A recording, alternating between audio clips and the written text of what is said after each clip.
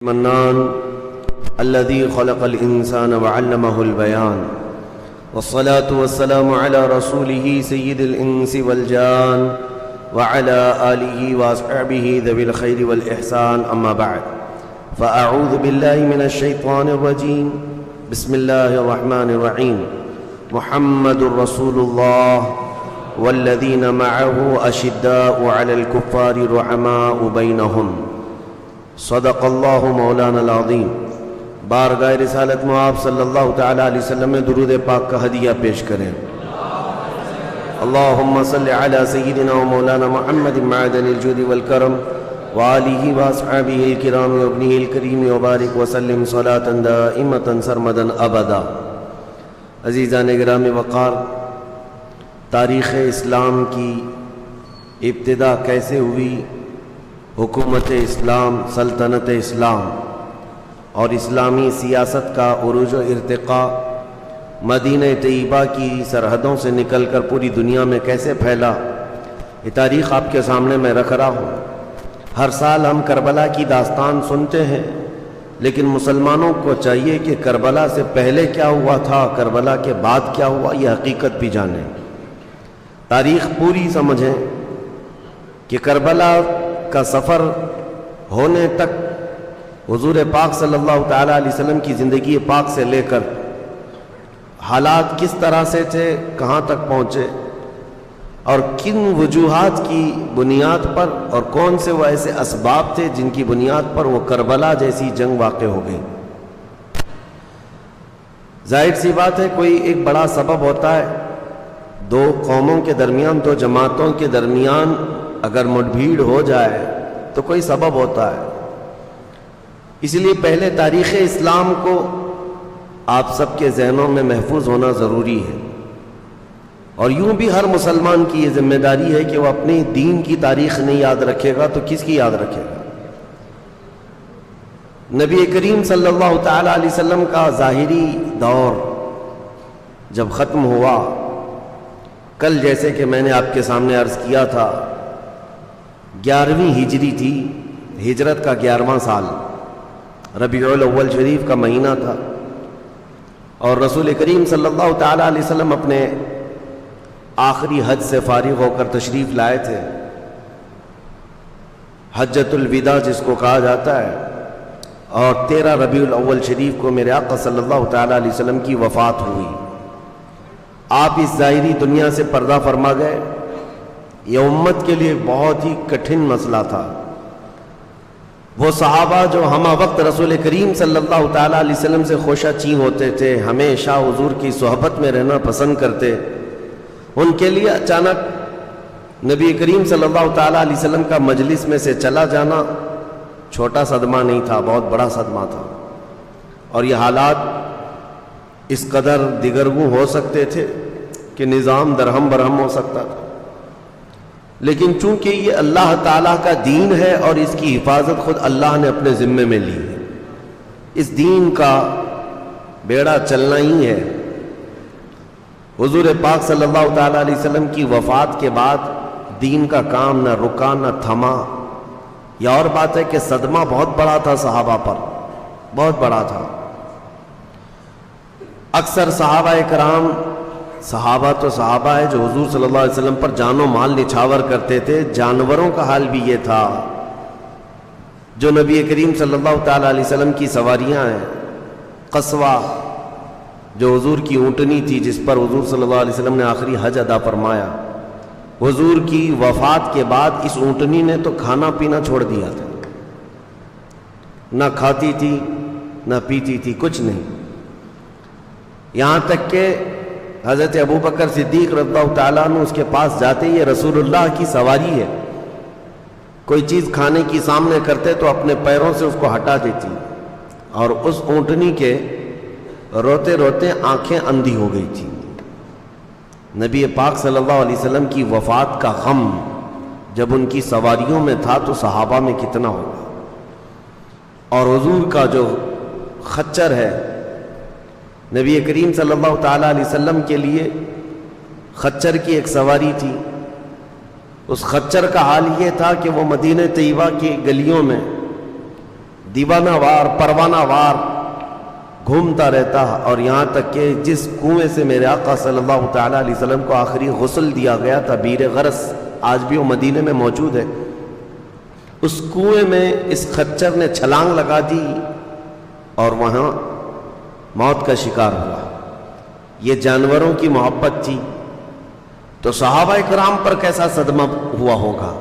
حضور کا ان کی آنکھوں سے اوجھل ہو جانا، حضرت فاطمہ الزہرا رضی اللہ تعالیٰ عنہا کے اشعار اگر پڑھیں تو سمجھ میں آتا ہے، اپنے والد گرامی کی وفات پر جو انہوں نے اشعار کہے تھے وہ بڑے غم میں ڈوبے ہوئے تھے۔ آج بھی ہم پڑھتے ہیں تو آنکھیں بھیگ جاتی ہیں۔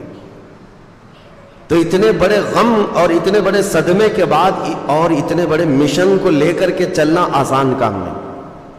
جب کوئی تحریک چلتی ہے، کوئی تنظیم شروع ہوتی ہے، یا ایک کوئی سوسائٹی قائم ہوتی ہے، تو جو اس کا مین آدمی ہوتا ہے اسی سے وہ سارا نظام چل رہا ہوتا ہے۔ اگر وہ مین آدمی ختم ہو گیا یا نکل گیا تو اس تحریک میں، تنظیم میں ٹھنڈی آ جاتی ہے، لوگ ادھر ادھر ہو جاتے ہیں، بکھر جاتے ہیں۔ لیکن دین اسلام ایک صرف تنظیم یا ایک چھوٹی سی تحریک نہیں تھی جو صرف مدینے کی باؤنڈری کے اندر محدود ہو۔ دین اسلام وہ آفاقی دین تھا جس کو مدینے سے نکل کر پوری کائنات میں پھیلنا تھا، اور یہ دین پوری دنیا کے لیے آیا، کائنات کے لیے آیا، اور محدود وقت کے لیے نہیں، صبح قیامت تک کے لیے آیا۔ اب دوسرا دین آنا نہیں ہے، نہ دوسرا نبی آنا ہے۔ تو اب اس دین اسلام کے اس بڑے کاز کو، اس بڑے مشن کو لے کر چلنا صحابہ کی ذمہ داری تھی۔ اسی لیے میرے عزیزو، ان صحابہ کی عظمتوں پر کروڑوں سلام، صحابہ کی عظمتوں پر ہماری جانیں قربان۔ غم میں آ کر کے انہوں نے کوئی ایسا فیصلہ نہیں لیا کہ ہم مدینے چھوڑ دیں گے یا اب حالات ختم ہو گئے نکل جائیں گے، نہیں۔ حالانکہ جنگ احد میں، احد کی جنگ جو ہے وہ 3 ہجری میں ہوئی تھی۔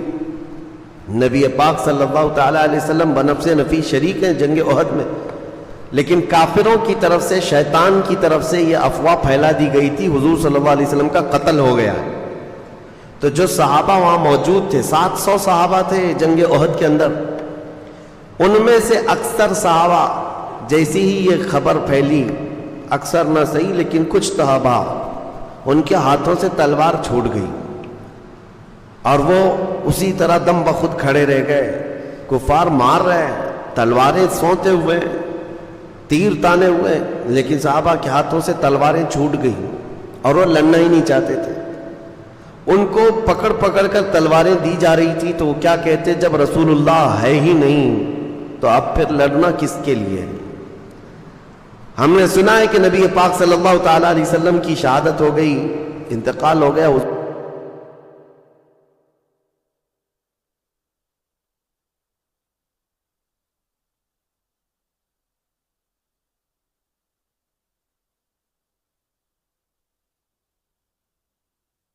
تعالیٰ علیہ وسلم کا جسد پاک ان کی آنکھوں کے سامنے سے اٹھایا گیا اور قبر انور میں دفن کیا گیا۔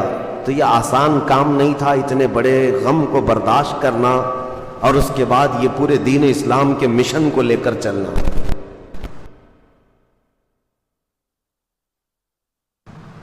اب کون امیر ہوگا، کون سردار ہوگا، یہ بھی بات چھڑ جائے گی۔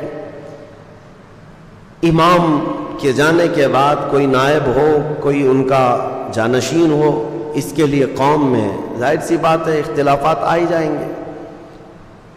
طرفہ یہ کہ نبی پاک صلی اللہ تعالیٰ علیہ وسلم نے اپنی زندگی میں کسی کو بھی جانشین بنایا نہیں، کسی کو خلیفہ مقرر نہیں فرمایا۔ یہاں سے میں آپ کو محرم الحرام کے بیانات میں یہ جو جملہ میں کہہ رہا ہوں محفوظ رکھ کر کے جائیں۔ ہم میں اور شیعہ لوگوں میں فرق یہی ہے، وہ ایسی روایتیں بیان کرتے ہیں جس سے یہ مستفاد ہو کہ صرف اور صرف حضور صلی اللہ تعالیٰ علیہ وسلم کے بعد اگر کوئی خلیفہ بننے کے لائق تھا یا جانشین تھا تو مولا علی کرم اللہ وجہہ الکریم تھے، بلکہ وہ یہاں تک کہتے ہیں وصی رسول اللہ، رسول اللہ نے ان کے لیے وصیت کی تھی، وہ رسول پاک صلی اللہ علیہ وسلم کے جانشین تھے، اعلان ہو چکا تھا۔ یہ سب چیزوں کے لیے میں ایک ہی سوال کرتا ہوں، صدیق اکبر کس کا نام ہے؟ نبی پاک صلی اللہ تعالیٰ علیہ وسلم کی ایک چھوٹی سی چیز کو بھی جو ریلیٹڈ ہو وہ چھوڑنا گوارا نہیں کرتے. بال کے برابر بھی، وہ کہتے ہیں صحابہ بال برابر بھی حضور کی اداؤں سے یا حضور کی منشا سے ہٹ کر کے وہ کوئی کام کرنا پسند نہیں کرتے تھے، چاہے پوری دنیا الگ ہو جائے. میں ایک سوال کرتا ہوں کہ اگر وصیت ہو چکی تھی رسول اللہ کی، اعلان ہو چکا تھا، تو کیا سیدنا ابو بکر صدیق رسول اللہ کی وصیت کے خلاف جا کر اپنی کرسی قائم کر سکتے تھے؟ یہ عقل میں آنے والی بات نہیں.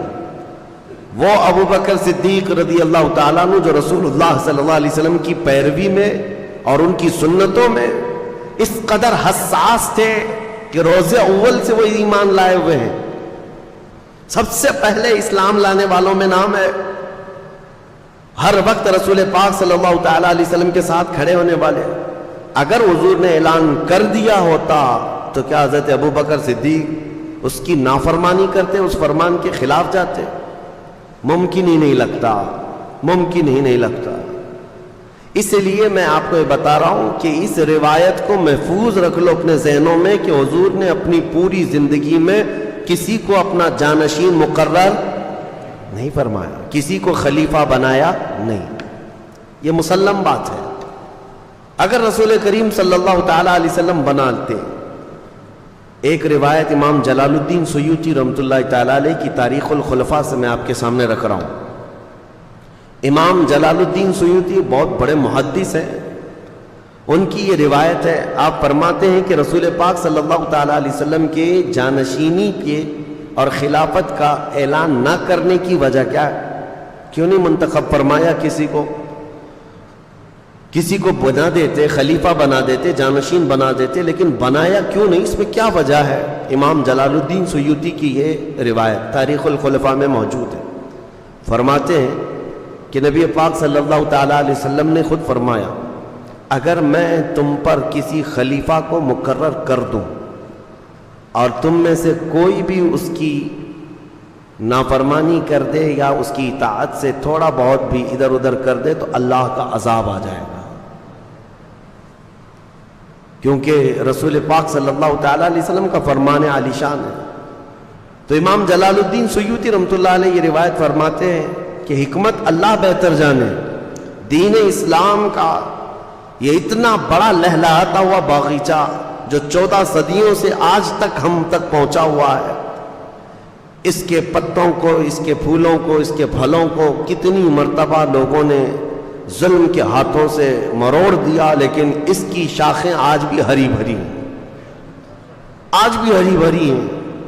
اور اسی لیے شاعر نے بہت اچھے انداز میں کہا ہے، آج خلفائے اسلام کی تاریخ شروع کر رہا ہوں، خلافت کے اسباب بتا رہا ہوں، خلافت ہوتی کیا ہے. اس سے پہلے یہ شعر بہت ہی موزوں و مناسب ہے، اسلام تیری نبض نہ ڈوبے گی حشر تک، تیری رگوں میں رواں خون ہے 4 یار کا. خلفائے اسلام کی قربانیاں بھی ہیں اس میں. اب معاملات کہاں سے شروع ہوئے؟ اب تاریخ سنیے. حضور پاک صلی اللہ تعالیٰ علیہ وسلم کی وفات ہو گئی. پیر کا دن تھا، پیر کا دن تھا. حضور کی پیدائش کا دن بھی پیر ہے، حضور کی وفات کا دن بھی پیر ہے، دوشنبہ. پیر کے دن جیسی انتقال ہوا نبی کریم صلی اللہ تعالیٰ علیہ وسلم کا، پہلی بات تو صحابہ اکرام رضوان اللہ تعالیٰ علیہ مجمعین کے معاملات کے لیے ایک مسلم ہمارا عقیدہ اہل سنت و جماعت کا، توجہ سے سن لو، توجہ سے. صحابہ اکرام فرشتے نہیں ہیں، انسان ہیں. حضور صلی اللہ تعالیٰ علیہ وسلم کے جتنے اصحاب ہیں وہ سب انسان تھے، اور صحابہ اکرام رضوان اللہ تعالیٰ علیہ مجمعین کے درمیان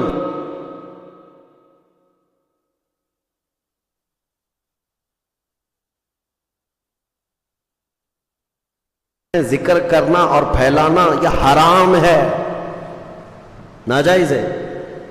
بعض لوگوں کو یہ سب چیزوں کا شوق ہے، ان کے بیچ میں کیا ہوا تھا، ان کے بیچ میں کیا ہوا تھا، تم ان کے بیچ میں کیا ہوا تھا اسی تحقیق میں رہ گئے، تمہیں خود پتہ نہیں تمہارے بیچ کیا ہو رہا ہے. تمہارے ایمان کا اندازہ کرو. وہ ایسے بزرگ ہیں ایسے کہ جن کے بارے میں میرے آقا صلی اللہ علیہ وسلم نے فرمایا ہے کہ میرا ایک صحابی جو کے دانے کے برابر خیرات کر دے اور پوری امت احد پہاڑ کے برابر سونا خیرات کرے تب بھی میرے صحابی کی خیرات کے برابر نہیں ہو سکتا. صحابی کے درجے کو پہنچ ہی نہیں سکو گے.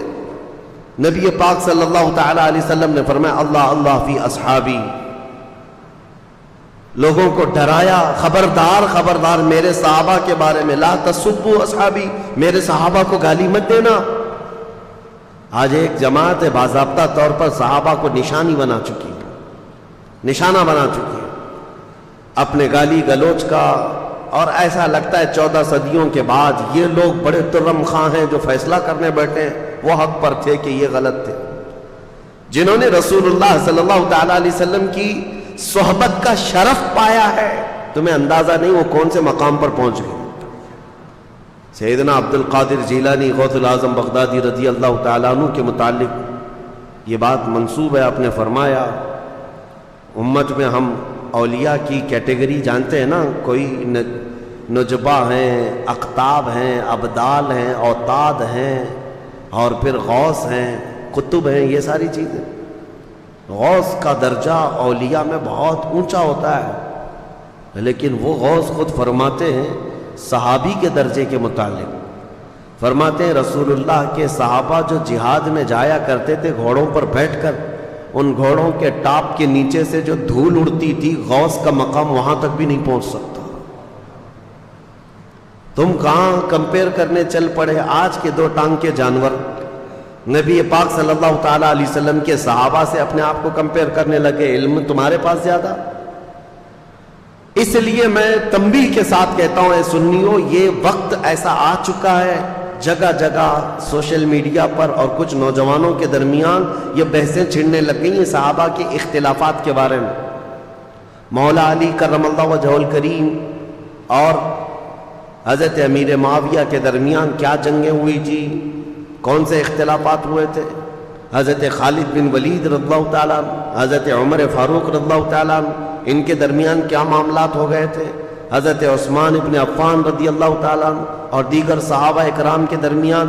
یہ سب باتیں لوگوں کو بڑی ایسی لگتی ہیں دلچسپ ہیں.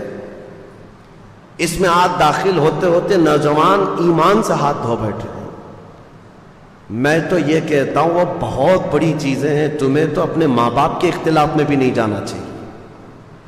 تمہیں تو اتنا بھی حق نہیں ہے کہ تمہاری ماں اور تمہارے باپ آپس میں کسی بات پر اختلاف کر لے تو بیٹا وہاں بیچ میں داخل ہو کر کے مزاحمت نہ کرے، اور نہ ہی ان کے ان قصوں کو مزے لے لے کر کے سناتا رہے. تمہیں اتنا بھی حق نہیں ہونا چاہیے کیونکہ وہ بڑے ہیں بڑے. اب رہی بات صحابہ رسول اللہ کے، الصحابۃ کلہم عدول، سارے صحابہ رسول اللہ کے عادل ہیں. وَكُلًّا وَعَدَ اللَّهُ الْحُسْنَى، قرآن کی 27ویں پارے کی سورہ حدید کی آیت ہے. اللہ قرآن میں فرماتا ہے رسول کے سارے صحابہ سے اللہ نے وعدہ کر لیا ہے کہ ان کو جنت ملے گی، ان کے لیے وعدہ ہے. اور انہی کے متعلق قرآن میں آیت نازل ہوئی رضی اللہ عنہم ورضوا عنہ، اللہ ان سے راضی ہوا اور وہ اللہ سے راضی ہوئے. 3 مرتبہ یہ آیت آئی قرآن پاک میں. اللہ تبارک و تعالیٰ ان سے راضی ہوا. تو میرے عزیزو، جن سے خود اللہ راضی ہے اور کلام پاک میں سند کے طور پر آیت آ گئی، ان صحابہ کے بارے میں تم بات کر سکتے ہو؟ اس لیے سب سے پہلے آج میری گفتگو شروع ہونے سے پہلے یہ اہل سنت و جماعت کا مسلم عقیدہ سمجھ کر کے چلو. صحابہ کے آپس کے معاملات اور اختلافات ہمارا موضوع سخن کبھی نہیں ہو سکتے، ہماری تقریر کا عنوان کبھی نہیں ہو سکتے. ہاں، تاریخ ہم بتاتے ہیں، اور تاریخ بتانے کے بعد آپ کو ہمیشہ یہ بات محفوظ رکھنی چاہیے کہ وہ سب رسول اللہ کی صحبت یافتہ ہیں، حضور کے سچے غلاموں میں سے ہیں. اگر ان کے درمیان کوئی معاملات ہوئے بھی تھے تو ان کا مولا، ان کا آقا رسول کریم صلی اللہ تعالیٰ علیہ وسلم ان کے ساتھ ہے، اور رب العالمین ان کے ساتھ فیصلہ فرمانے والا ہے. نہ تم سزا دے سکتے ہو نہ جزا دے سکتے ہو. اب سنیے، باہمی اختلافات جو ہوتے ہیں نا، اختلاف کی 2 قسمیں ہیں. میں اب بات آ گئی ہے تو آج یہ بات بھی عرض کر دوں، کیونکہ اختلافات کثرت سے ہیں، علماء میں بھی ہیں، بڑے بڑے طبقے میں اختلافات۔ اختلاف دو قسم کے ہیں، ایک اختلاف محمود ہے اور ایک اختلاف مذموم ہے۔ اختلاف محمود جو ہے اچھا ہے، اور اختلاف مذموم بہت برا ہے۔ محمود اچھے اختلاف کو کہتے ہیں، تو آپ سوچیں گے کیا بھلا اختلاف بھی کوئی اچھا ہوتا ہے؟ ہاں ہوتا ہے، کیونکہ یہ بھی موجود ہے کہ حضور صلی اللہ تعالیٰ علیہ وسلم کی امت کے علماء کا اختلاف امت کے لیے رحمت ہے، اس پر باضابطہ کتاب ہے، موجود ہے۔ لیکن وہ اختلاف محمود، اس کے پورے شرائط ہیں کیسے اختلاف ہوگا۔ مثال کے طور پر حق پہچاننے کے لیے، حق جاننے کے لیے دونوں بھاگ رہے ہیں، دونوں دوڑ رہے ہیں۔ اس کی ایک مثال میں آپ کو دے دوں۔ رسول پاک صلی اللہ تعالیٰ علیہ وسلم نے صحابہ کی ایک جماعت کو، بنو قریظہ ایک محلہ تھا، ایک قبیلہ تھا مدینے سے باہر، کہا کہ تم جلدی سے نکلو، عصر تک وہاں پہنچ جانا، اور اتنی جلدی جاؤ کہ عصر کی نماز وہیں جا کے پڑھنا، مدینے سے نکل جاؤ۔ حضور نے بھیجا۔ اب یہ صحابہ کی ایک جماعتیں جا رہی ہیں، چل رہے تھے، بیچ راستے میں عصر کا وقت اتنا ہو گیا کہ سورج ڈوبنے کے قریب آیا، لیکن یہ ابھی اپنی منزل نہیں پہنچے۔ تو اب صحابہ کی جماعت میں اختلاف، آدھے صحابہ یہ کہنے لگے ہم نماز یہاں پڑھ لیں گے، سورج ڈوب جائے گا، عصر قضا ہو جائے گی۔ حضور کے فرمانے کا مقصد یہ نہیں ہے کہ عصر چھوڑ کر کے جاؤ، حضور نے فرمایا تھا جلدی جاؤ۔ بعض دوسرے صحابہ نے کہا نہیں، حضور نے فرمایا بنو قریظہ میں جا کے عصر پڑھو، ہم وہیں جا کر کے پڑھیں گے، چاہے سورج ڈوبے چاہے رہے۔ کہا رسول اللہ نے فرمایا ہے تو ہم وہی کریں گے۔ اختلاف ہوا نا، دونوں کے درمیان اختلاف، لیکن اس اختلاف کی وجہ سے ان دونوں نے آپس میں ایک دوسرے کو گالی گلوچ تو نہیں کیا، ایک دوسرے کے خاندان کو نہیں بولا۔ دونوں کی مرضی، دونوں کا مقصد حق کو پہچاننا، صحیح منزل تک پہنچنا، دونوں کی خواہش تھی، نیک خواہشات ہیں، اس میں اختلاف ہوا۔ بہرحال آدھے لوگوں نے نماز پڑھ لی، اور آدھے جو نماز نہیں پڑھے تھے وہ بنو قریظہ تک پہنچے، سورج ڈوب گیا، عصر قضا ہو گئی۔ اب یہ مسئلہ کون صحیح کون غلط آپ بتا سکتے ہو؟ یہ دونوں جماعتوں میں کس نے صحیح کیا کس نے غلط کیا؟ اٹکل پچھو مارو گے تو اپنے دماغ سے کچھ بھی بولو گے۔ ہاں نماز پڑھنے والے تو صحیح تھے، نماز چھوڑ دیا انہوں نے۔ میرے عزیزو، نماز انہوں نے اپنی طبیعت کی مان کر نہیں چھوڑا، حضور کے فرمان کو سمجھ کر۔ حضور نے فرمایا وہاں جا کر کے پڑھو، ان کا منشا یہی تھا۔ دونوں جماعتیں حق کی متلاشی تھیں، لیکن یہ مسئلہ رسول پاک کی حیات میں واقع ہوا تھا، ظاہری حیات میں، تو رکھ دیا گیا سامنے۔ اللہ کے حبیب صلی اللہ تعالیٰ علیہ وسلم سے عرض کیا گیا، یا رسول اللہ صلی اللہ علیہ وسلم، دونوں جماعتوں میں ایسا اختلاف ہوا، آدھے لوگوں نے نماز پڑھ لی آدھے نے نہیں پڑھی، کیا ہے اس کا مسئلہ؟ حضور صلی اللہ تعالیٰ علیہ وسلم نے کیا فرمایا؟ یہ میرے صحابہ کی دونوں جماعتیں حق پر ہیں، دونوں حق پر ہیں۔ یہاں سے پتہ چلا کہ حق کی تلاش میں نکلنے والا اختلاف وہ محمود ہوتا ہے، دونوں اللہ رب العزت کی رضا چاہتے ہیں، باقی اور کوئی مقصد نہیں۔ صحابہ میں بھی جو باتیں ہوئی ہیں وہ حق کو پہنچنے کے لیے، اللہ کی رضا حاصل کرنے کے لیے، وہ ایسا نہیں ہے کہ اپنی مرضی اور اپنے پیٹ سے کوئی چیز نکلی اور اس پر لڑ پڑے ہوئے، نہیں، اللہ کی رضا۔ ایک بندے کو لگتا ہے اس میں اللہ کی رضا ہے، دوسرے کو لگتا ہے اس میں اللہ کی رضا ہے۔ اللہ کی رضا حاصل کرنے میں یہ اختلاف جو ہوا وہ اختلاف محمود ہے، اور اپنی نفسانی خواہشات کے لیے جو اختلاف ہوتا ہے اس کو اختلاف مذموم کہتے ہیں، جو آج بہت ساری جگہوں پر واقع ہو چکا ہے۔ پرسنل دشمنی، ذاتی دشمنی کے لیے دین کا بھی استعمال، قلم کا بھی استعمال، زبان کا بھی استعمال، گالی گلوچ، کسی بھی حد تک لوگ جانے کو تیار ہو جاتے ہیں۔ یہ اختلاف محمود نہیں، اختلاف مذموم۔ کسی عالم کی تحقیقات سے اگر آپ کو اختلاف ہے تو ادب کے دائرے میں اس کا اختلاف کر سکتے ہو آپ، ادب کے دائرے میں۔ ایسے اختلافات کی ایک بہت لمبی فہرست ہے، لیکن ابھی آج ہمارا وہ ٹاپک نہیں ہے۔ میں نے یہ بات کیوں شروع میں رکھی؟ وجہ یہ ہے کہ رسول پاک صلی اللہ تعالیٰ علیہ وسلم کی وفات کے فوراً بعد ہی صحابہ میں آپس میں یہ باتوں میں اختلاف اس حد تک کا نہیں ہے کہ یہ ادھر الگ دھڑا ہو گیا، ایک دھڑا ادھر ہو گیا اور ایک دوسرے سے بات چیت نہیں کرتے، ایسا نہیں ہے۔ حضور پاک صلی اللہ تعالیٰ علیہ وسلم کا جسم مبارک ابھی حجرے میں رکھا ہے، صحابہ موجود تھے، اختلاف اس بات پر ہوا کہ حضور صلی اللہ تعالیٰ علیہ وسلم کو غسل دیا جائے گا کہ نہیں دیا جائے گا۔ بات تھی، آدھے صحابہ یہ کہتے تھے کہ حضور صلی اللہ تعالیٰ علیہ وسلم کو غسل دیں جیسے سارے لوگوں کو غسل دیا گیا ہے، غسل موت کے بعد جو غسل ہے۔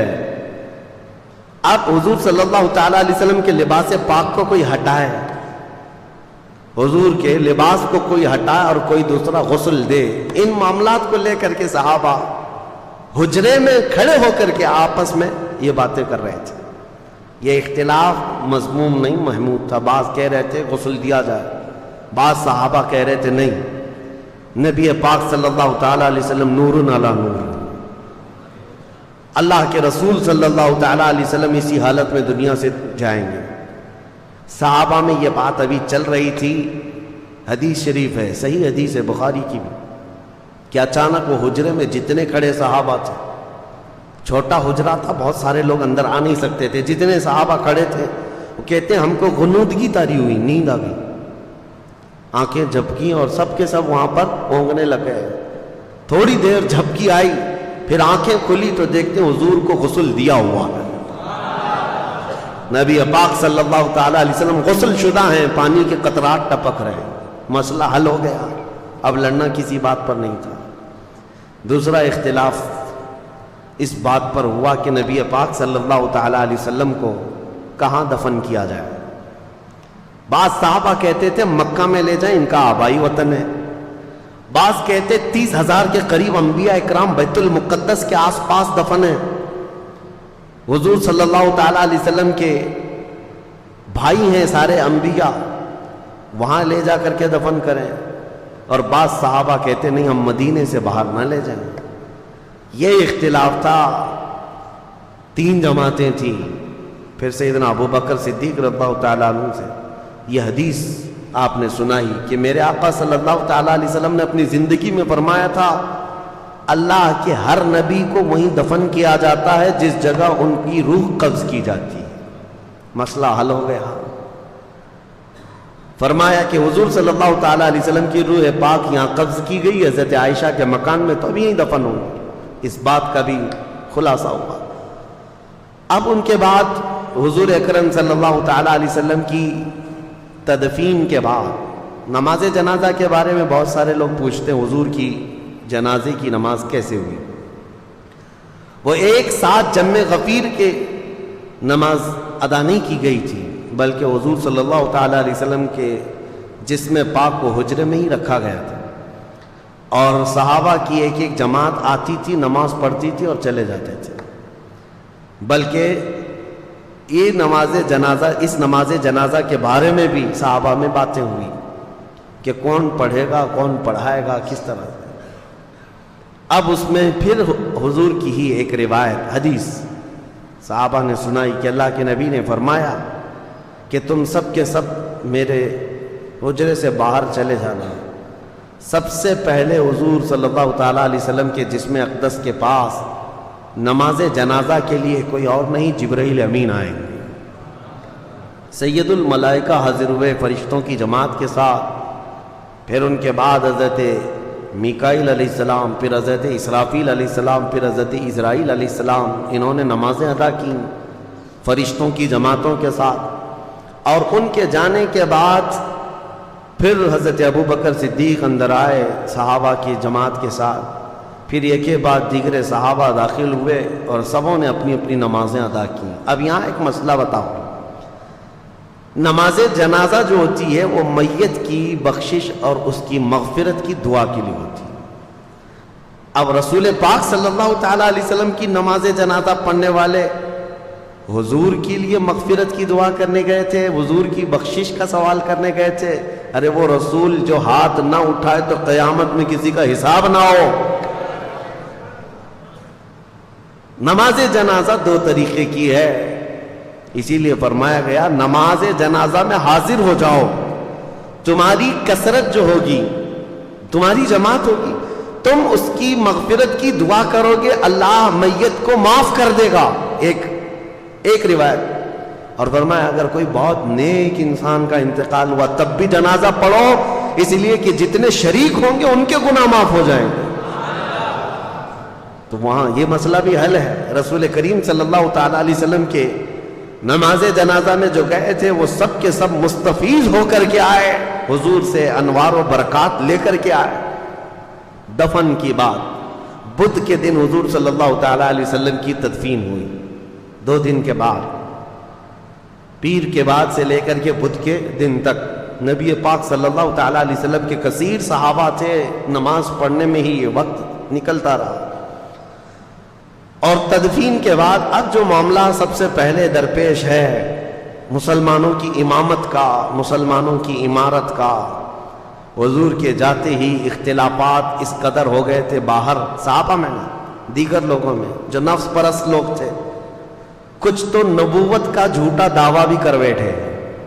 حضور کے جاتے ہی اسود عنسی نام کا ایک شخص کھڑا ہوا، مسیلمہ کذاب ایک شخص کھڑا ہوا، اور لوگوں میں کثرت سے وہ اپنا انفلوئنس بڑھاتے ہوئے، اثر و رسوخ بڑھاتے ہوئے لوگوں کو اپنی طرف مائل کیا.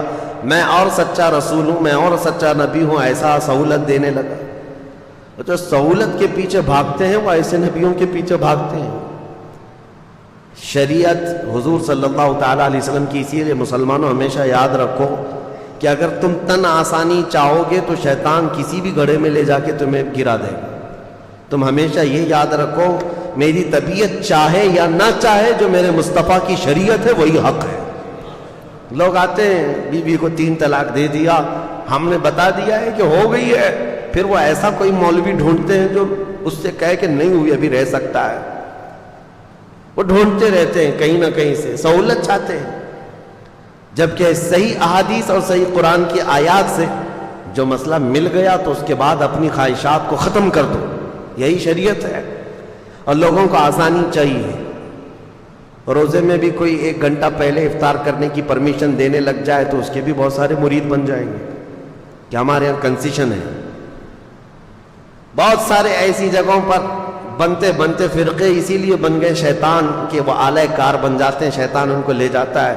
وہ جھوٹے نبی جو پیدا ہوئے تھے حضور کی وفات کے فوراً بعد، وہ ایسی ہی سہولتیں بانٹ رہے تھے کہ ہمارے ہاں ایسا ہے، ہمارے ہاں اتنی نمازیں نہیں، ہمارے ہاں اتنی زکوٰۃ بھی نہیں دینی، آؤ پیچھے چلو، جہاں جنگ میں غنیمت کا مال آئے گا وہ سب بانٹیں گے ہم. وہ الیکشن کی طرح ایک پارٹی اتنا اعلان کرے، دوسری پارٹی اس سے زیادہ اعلان کرے. ایک کہے بجلی فری تو دوسرے کہے عورتوں کو ٹکٹ فری. یہ لوگوں کو بہلانے اور پھسلانے کے جو ترغیبی انعامات ہوتے ہیں. میرے عزیزو ایک بات یاد رکھنا، شریعت مصطفیٰ صلی اللہ تعالیٰ علیہ وسلم میں اگر کوئی اس طرح کی چیزیں لائے تو اس کو نکال کر پھینک دینا. اگر کانٹوں پر بھی چلنا پڑے تو مجھے وہی راستہ پسند ہے جو میرے مصطفیٰ کریم کا ہے، وہی راستہ ہے. اب حضور اکرم صلی اللہ تعالیٰ علیہ وسلم کی تدفین کے بعد جو سب سے اہم معاملہ تھا وہ امامت کا تھا، خلافت کا تھا. اب کون امیر ہوگا، کون امام ہوگا مسلمانوں کا. یہ ایک ایسی سچویشن تھی صحابہ کے لیے کہ اگر یہ فوری طور پر حل نہیں ہوتا تو دشمنان اسلام ان کی جماعتوں کو ٹکڑے کر دیتے. صحابہ اکرام کے دشمن کم نہیں تھے، یہ لڑ رہے تھے، مسلسل لڑ رہے تھے. کتنے بازنطینی حکومتیں، ایرانی حکومتیں، رومی حکومتیں سب ان کے دشمن بنی بیٹھی ہوئی تھیں. ساسانی حکومتیں، بہت ساری حکومتیں ان کی دشمن بنی بیٹھی ہوئی ہیں. اگر ایسے میں ان کا کوئی امیر نہیں ہوتا، اگر کوئی ان کا خلیفہ نہیں، اگر امام نہیں ہوتا تو پھر دوسری حکومتوں کو مدینے پر چڑھائی کرنے میں ذرا برابر وقت نہیں لگتا. اور پھر پلس ہوا کیا ہے، کچھ تو لوگ مرتد ہو رہے تھے. مرتد کہتے اسلام کو چھوڑ کر پھر جانا. کچھ لوگ زکوٰۃ کے منکر بن گئے، کہا ہم زکوٰۃ نہیں دیں گے، اور رسول اللہ کے زمانے میں دیتے تھے اب نہیں دیں گے. وہ پھر گئے، مرتد ہو گئے. اور کچھ وہ اسود عنسی، طلحہ بن خالد خویلد، اور اس کے علاوہ مسیلمہ کذاب جیسے جھوٹے نبی. ارے جھوٹے نبیوں کی ایسی تعداد بڑھتی جا رہی تھی کہ ایک عورت بھی نکل آئی اس میں کہ میں بھی نبی ہوں، اور نبوت کا دعویٰ کرتے کرتے وہ جا کر مسیلمہ کذاب، وہ بھی نبوت کا دعویٰ کیا تھا، اس سے جا کے شادی بھی کر لی. ایک ہی گھر میں دو جھوٹے، شوہر بھی اور بیوی بھی، اور یہ کذاب دجال. جو بھی حضور کے بعد نبوت کا دعویٰ کرتا ہے اس کو دجال کہا گیا ہے. سب سے بڑا جھوٹا دنیا کا، سب سے بڑا جھوٹا اس کو دجال کہتے ہیں. یہ حالات جب پیش آئے، اب خلافت کے لیے حضور نے کسی کو جانشین مقرر نہیں کیا. صحابہ کے لیے کتنا بڑا امتحان تھا یہ. تو جو انصار صحابہ تھے مدینے کے، انصار صحابہ میں میٹنگ شروع ہو گئی. مدینے والے تھے صحابہ، اور یقیناً وہ بہت ہی ایثار و قربانی والے صحابہ ہیں. حضور صلی اللہ تعالیٰ علیہ وسلم پر انہوں نے اپنی جانیں نچھاور کی، اپنی اولاد وار دی، کچھ نہیں رکھا تھا. وہ انصار صحابہ کی بعض آپس میں میٹنگ چل رہی تھی. وہ آپس میں سعد ابن عبادہ رضی اللہ تعالیٰ یا پھر دیگر صحابہ اکرام کو آگے بڑھا کر وہ یہ کہہ رہے تھے کہ اب ہم آپ کو امیر مقرر کرتے ہیں، کیونکہ رسول اللہ صلی اللہ علیہ وسلم سے ہمارے جو تعلقات ہیں، انصار کے لیے جو حضور نے دعائیں کی ہیں وہ بہت زیادہ ہیں، تو خلافت کا حق یا امیر بننے کا حق انصار کو ہے. تو انصار صحابہ کی یہ میٹنگ جو چل رہی تھی، ایک وہاں مدینہ طیبہ کا ایک مشہور علاقہ تھا، تو وہاں پر اس کٹے پر یا اس ٹیلے پر سب جمع ہوئے تھے. ادھر حضرت ابو بکر صدیق رضی اللہ تعالیٰ عنہ، حضرت عمر فاروق رضی اللہ تعالیٰ عنہ، حضرت ابو عبیدہ بن جراح، یہ بڑے صحابہ ہیں. یہ آپس میں بات کر رہے تھے کہ کس کے ہاتھ امارت ہو، خلافت ہو، امامت ہو. تو اسی اثنا میں حضرت عمر فاروق رضی اللہ تعالیٰ عنہ نے کہا کہ انصار کے درمیان آلریڈی یہ باتیں چل پڑی ہیں، کون بنے گا، کیا ہوگا. تو حضرت ابو بکر صدیق اس جماعت میں آئے جہاں میٹنگ چل رہی تھی. آئے، یہاں دیکھا تو وہاں خلافت کی باتیں چل رہی تھی، اور انصار اپنا کوئی امیر مقرر کرنا چاہ رہے تھے. اب انصار میں سے کوئی اگر امیر مقرر ہوتا تو بڑے مسئلے تھے. اس کی وجہ کیا ہے؟ مدینے میں دو خاندان ہیں، اوس اور خزرج. میں نے سیرت کے بیان میں سنایا ہے، اوس اور خزرج یہ دو خاندان ہیں، اور یہ صحابہ انہی دو خاندانوں میں سے ہیں. آج تک وہ خاندان موجود ہے مدینے میں، اوس اور خزرج. اور دونوں کی اتنی سخت لڑائیاں تھیں کہ یہ دونوں قبیلوں میں 120 سال تک لڑائی چلی. عرب کی مشہور جنگ اوس اور خزرج کے بیچ میں. لیکن وہ دائرہ اسلام میں داخل ہو گئے صحابہ، حضور صلی اللہ تعالیٰ علیہ وسلم کے دامن رحمت سے وابستہ ہو گئے. لیکن اب انصار صحابہ میں دونوں قبیلے ہیں، اوس بھی ہے، خزرج بھی ہے. اوس بھی ہے، خزرج بھی ہے. اگر ان میں سے کسی ایک ہی کو تو خلیفہ بنانا ہے. اگر وہ اوس قبیلے کا بنتا تو خزرج والوں کو ناگواری ہو جاتی. بہت پرانی لڑائیاں چلی ہیں. خزرج قبیلے سے کوئی بنائے جاتے ہیں تو اوس والوں کے لیے مسئلہ ہوتا. اور اس کے علاوہ تیسرا مسئلہ یہ تھا کہ یہ مدینے والے لوگ تھے، اور قریش خاندان پورے عرب میں سب سے عظمت والا خاندان مانا جاتا، کیونکہ خانہ کعبہ کی چابی ان کے پاس ہوتی. اور عرب کے چھوٹے بڑے جتنے قبیلے ہیں وہ سب قریش کو سلام کرتے. قریش خاندان کی عظمت، اس کی سیادت، اس کی حکومت کو تسلیم کرتے تھے زمانے جاہلیت میں بھی. اب قریش کے علاوہ اگر کوئی دوسرا بن کر آتا تو جو چھوٹے موٹے قبیلے ہیں وہ کبھی سردار تسلیم نہیں کرتے.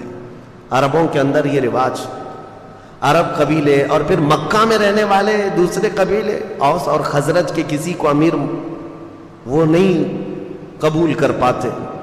حضرت ابو بکر صدیق کی دانائی تھی، دور اندیشی تھی، وہ سب حالات جانتے تھے. سیاست اسی کو کہتے ہیں، اصل سیاست. اس کے بعد حضرت ابو بکر صدیق آئے. ثقیفہ بنی ساعدہ جو علاقہ ہے وہاں پر، وہ جو ٹیلا ہے وہاں پر سارے انصار صحابہ تھے. کھڑے ہو کر حضرت ابو بکر صدیق نے خطبہ دیا. وہ ایسا خطبہ تھا سب کے رونگٹے کھڑے کر دیے. ابھی ابھی حضور کے جانے کا غم تازہ تھا، اور سارے صحابہ جانتے تھے سب سے زیادہ حضور کے ساتھ رہنے والے حضرت ابو بکر ہی تھے. حضرت ابو بکر نے یہ نہیں کہا اے لوگوں میں خلیفہ بننے آیا ہوں، نہیں، ایک جملہ بھی نہیں فرمایا۔ یہاں میں تاریخ کی سچائیاں آج رکھ رہا ہوں آپ کے سامنے، ان جھوٹے کالے لوگوں کے اوپر یہ زناٹے دار تھپڑ ہے جو حضور سیدنا ابو بکر صدیق پر انگلیاں اٹھاتے ہیں، غصب کر کے خلافت لے لیا، نہیں۔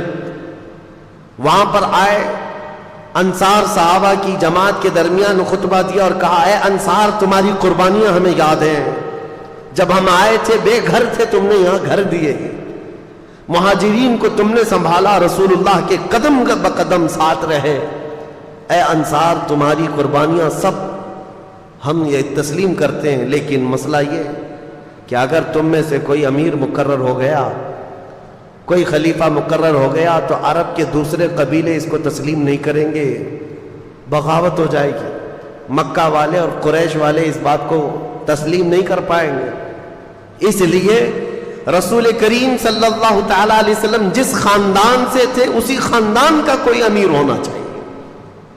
مسئلہ حل ہو گیا۔ حضور صلی اللہ تعالی علیہ وسلم جس خاندان سے، قریش سے، کہا کہ قریش سے ہی ہم اپنا امیر مقرر کرتے ہیں۔ اس کے لیے حضرت ابو بکر نے حضرت عمر کا ہاتھ پکڑا اور ایک ہاتھ حضرت ابو عبیدہ کا پکڑا، یہ دونوں قریش خاندان سے، دونوں کو کھڑا کر دیا اور کہا اے گروہ انصار، کیا میری اس بات کو تم تسلیم کرتے ہو، منظور کرتے ہو، قبول کرتے ہو؟ سارے انصار نے کہا آپ جو کہہ رہے ہیں حق ہے، قریش سے ہونا چاہیے۔ پھر کہا اگر قریش سے ہونا چاہیے تو سنو، میرے نزدیک قریش میں افضل ترین لوگ یہ ہیں، ایک ہاتھ میں میرے عمر ہے، ایک ہاتھ میں ابو عبیدہ ہے، سارے مسلمان ان دونوں میں سے کسی ایک کو اپنا امیر مقرر کر لیں۔ یہ حضرت ابو بکر صدیق نے فرمایا۔ زبردستی خلافت حاصل کر لی؟ نہیں۔ خلافت کیسے آئی وہ میں آپ کو تاریخ بتا رہا ہوں۔ ثقیفہ بنی ساعدہ، وہ چوٹی پر، ٹیلے پر حضرت ابو بکر نے حضرت عمر کا ہاتھ پکڑا، حضرت ابو عبیدہ کا ہاتھ پکڑا اور کہا کہ یہ دونوں افضل ترین لوگ ہیں قریش میں بھی اور تم میں بھی، ان میں سے کسی ایک کو چن لو۔ انصار صحابہ سب دیکھ رہے تھے، جیسے ہی حضرت ابو بکر نے یہ اعلان کیا اور بیٹھے، حضرت عمر کھڑے ہو گئے اور حضرت ابو عبیدہ بھی کھڑے ہو گئے۔ جن دونوں کا اعلان حضرت ابو بکر نے کیا تھا، نامزد کیا تھا، یہ دو امیدوار ہیں، ان کو کھڑا کیا گیا، چن لو مسلمانوں۔ تو یہ دونوں پہلے کھڑے ہوئے اور سارے گروہ انصار اور مہاجرین جتنے تھے مدینے میں سب کو مخاطب کر کے حضرت عمر کہتے ہیں اے رسول اللہ کے تمام اصحاب سنو، حضرت ابو بکر نے میرے نام کا تمہارے سامنے اعلان کیا، تمہارے چننے کے لیے تم سب گواہ ہو جاؤ، اللہ کو گواہ مانتے ہوئے میں ابو بکر کے ہاتھ پر بیعت کرتا ہوں۔ میں نے ان سے افضل رسول اللہ کی زندگی میں کسی کو نہیں دیکھا۔ حضرت ابو عبیدہ نے دوسرا ہاتھ پکڑا اور کہا میرے بھائی عمر نے جو کہا اس پر مجھے کوئی شک نہیں ہے، ابو بکر کے علاوہ ہم میں سے کوئی افضل نہیں، اس لیے کہ رسول اللہ صلی اللہ تعالی علیہ وسلم اپنی علالت کے درمیان، اپنی بیماری کے دوران 17 مرتبہ ابو بکر صدیق کو مصلی امامت پر بڑھایا تھا۔ انہوں نے کہا رسول اللہ نے ہمارے دین کے لیے جو امام پسند کیا ہے وہ ہماری دنیا کا بھی امام ہوگا۔ یہ خلافت شروع ہوئی۔ یہاں پر معاملات یہ ہیں کہ حضرت ابو بکر صدیق رضی اللہ تعالیٰ عنہ کے ہاتھ پر جیسی ہی دونوں اصحاب نے بیعت کیا، سارے انصار جماعت در جماعت آئے اور سبوں نے بیعت کرنا شروع کر دی اور سبوں نے اعلان کیا کہ یہ اللہ تعالیٰ کا انتخاب ہے۔ ان میں سے کسی کو بھی اختلاف نہیں ہوا حضرت ابو بکر کے نام پر، کسی کو نہیں۔ اب ایک چیز بتائی جاتی ہے حضرت مولا علی کرم اللہ وجہہ الکریم کے متعلق کہ حضرت علی رضی اللہ تعالیٰ عنہ اس مجلس میں نہیں تھے۔ یہ جو خلافت کا سلسلہ چل رہا تھا، صحابہ کے اتفاق رائے سے یہ چنا ہوا ہے، سب کی اتفاق رائے سے۔ اس میں مولا علی کرم اللہ وجہہ الکریم حاضر نہیں تھے، تو اب یہاں پر بہت سارے لوگ یہ کہتے ہیں کہ حضرت علی کو اختلاف تھا، اس لیے وہ حاضر نہیں تھے اور وہ ان کو خلیفہ مانتے ہی نہیں تھے۔ اور بڑھ کر کے شیعہ حضرات تو یہ کہتے ہیں حضرت علی تقیہ کرتے تھے. تقیہ کا مطلب کیا ہے؟ حالات سے اصل چیز کو دل میں چھپا کر کے رہنا. یعنی حاکم اگر سخت ہے تو کچھ باتیں اپنے دل میں چھپا کر کے اس کی مرضی کے مطابق کام کرتے رہنا, اس کو تقیہ کہتے ہیں. یہ کرتے ہوں گے مولا علی کے بارے میں تم سوچتے ہو؟ حیدر کرار جس کی شمشیر کا کوئی جواب نہ ہو, وہ دل میں چھپا کر کے کوئی بات عمل کرے گا؟ ہرگز نہیں. ہم اس بات کو تسلیم نہیں کرتے. ہاں اب ہم یہ بتا سکتے ہیں کہ حضرت علی کرم اللہ وجہہ الکریم خود روایت میں آپ کو بتاؤں. حضرت علی رضی اللہ تعالیٰ عنہ کی روایت کیا ہے خلافت کے معاملات میں؟ یہ معاملات ہوئے تقریباً 6 مہینے گزر گئے. حضرت علی رضی اللہ تعالیٰ عنہ خود حاضر ہوئے. حضرت ابو بکر صدیق رضی اللہ تعالیٰ عنہ کے ہاتھ میں ہاتھ رکھ کر کے آپ نے بیعت کی. اب سنیے حضرت علی کیوں نہیں بیعت کی, 6 مہینے کیوں گزرے؟ ہر ایک کے کچھ نہ کچھ اسباب ہوتے ہیں, وجوہات ہوتے ہیں.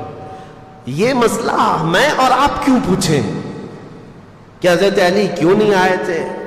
میرے اور آپ کے پوچھنے سے بہتر تو یہ ہے کہ حضرت ابو بکر صدیق خود ہی پوچھ چکے ان سے کہ علی اتنے دن کیوں نہیں آئے. مسئلہ اب صاف ہو جائے گا. جن کا معاملہ ہے وہ خود ہی سوال کر چکے ہیں. سنو, حضرت علی کرم اللہ وجہہ الکریم, آپ سے کسی نے کہا کیا آپ ابو بکر سے اپنے آپ کو افضل کہتے ہیں؟ کیا آپ اس خلافت کے اپنے آپ کو حقدار سمجھتے ہیں جس کی وجہ سے آپ نے بیعت نہیں کی؟ سیدنا مولا علی کرم اللہ وجہہ الکریم نے فرمایا ایسی کوئی بات نہیں.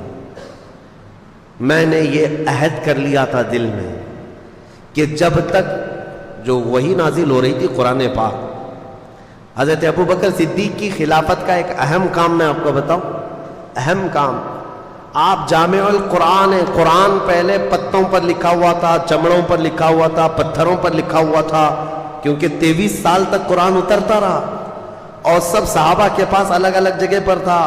یہ حضرت ابو بکر صدیق کے زمانے خلافت میں قرآن کو جمع کرنے کا کام شروع ہوا, اور حضرت ابو بکر صدیق نے اپنی خلافت کے زمانے میں قرآن کو جو جگہ جگہ ادھر ادھر تھا سب کو جمع کر دیا. اب سنو, یہ حضرت ابو بکر صدیق کی خلافت کا اہم کارنامہ ہے. اب یہ بات میں کیوں کہہ رہا ہوں؟ اس لیے کہ حضرت علی نے فرمایا, عرض کی, سنو, حضرت ابو بکر صدیق نے جب یہ کہا تو آپ نے فرمایا میں نے یہ قسم لے لی تھی, میں نے یہ عہد کر لیا تھا کہ جب تک اللہ کا کلام قرآن ایک جگہ جمع نہ ہو جائے میں کسی کے ہاتھ پر بیعت نہیں کروں. مقصد اس کے علاوہ اور کچھ نہیں تھا, لیکن بہت سارے کھٹملوں کو پتہ نہیں کیا کیا چیزیں مل جاتی ہیں. اس لیے نہیں کیا تھا, اس لیے نہیں کیا تھا, اختلافات ہوئے تھے, فلاں ہوئے تھے, نعوذ باللہ. اصل وجہ یہ حضرت علی کرم اللہ وجہہ الکریم, امام جلال الدین سیوطی نے بھی اس روایت کو بیان کیا, اور تاریخ الخلفاء میں آپ نے اس چیز کو صاف بیان فرمایا کہ حضرت علی رضی اللہ تعالیٰ عنہ جب آپ کی وفات ہوئی تھی, شہادت ہوئی ہے کوفہ میں, اس وقت بھی آپ سے کہا گیا تھا کہ آپ اپنا جانشین کسی کو مقرر کریں گے, کسی کو خلیفہ بنائیں. تب بھی مولا کائنات علی مرتضیٰ رضی اللہ تعالیٰ عنہ نے یہ فرمایا تھا کہ جب رسول اللہ نے اپنے بعد کسی کو جانشین مقرر نہیں کیا تو میں کسی کو کیسے کروں. یہ اس بات کی علامت ہے کہ سیدنا علی کرم اللہ وجہہ الکریم حضرت ابو بکر صدیق کی خلافت پر متفق رہے, اور ان کی خلافت میں, ان کی امامت میں نمازیں بھی ہوتی رہیں.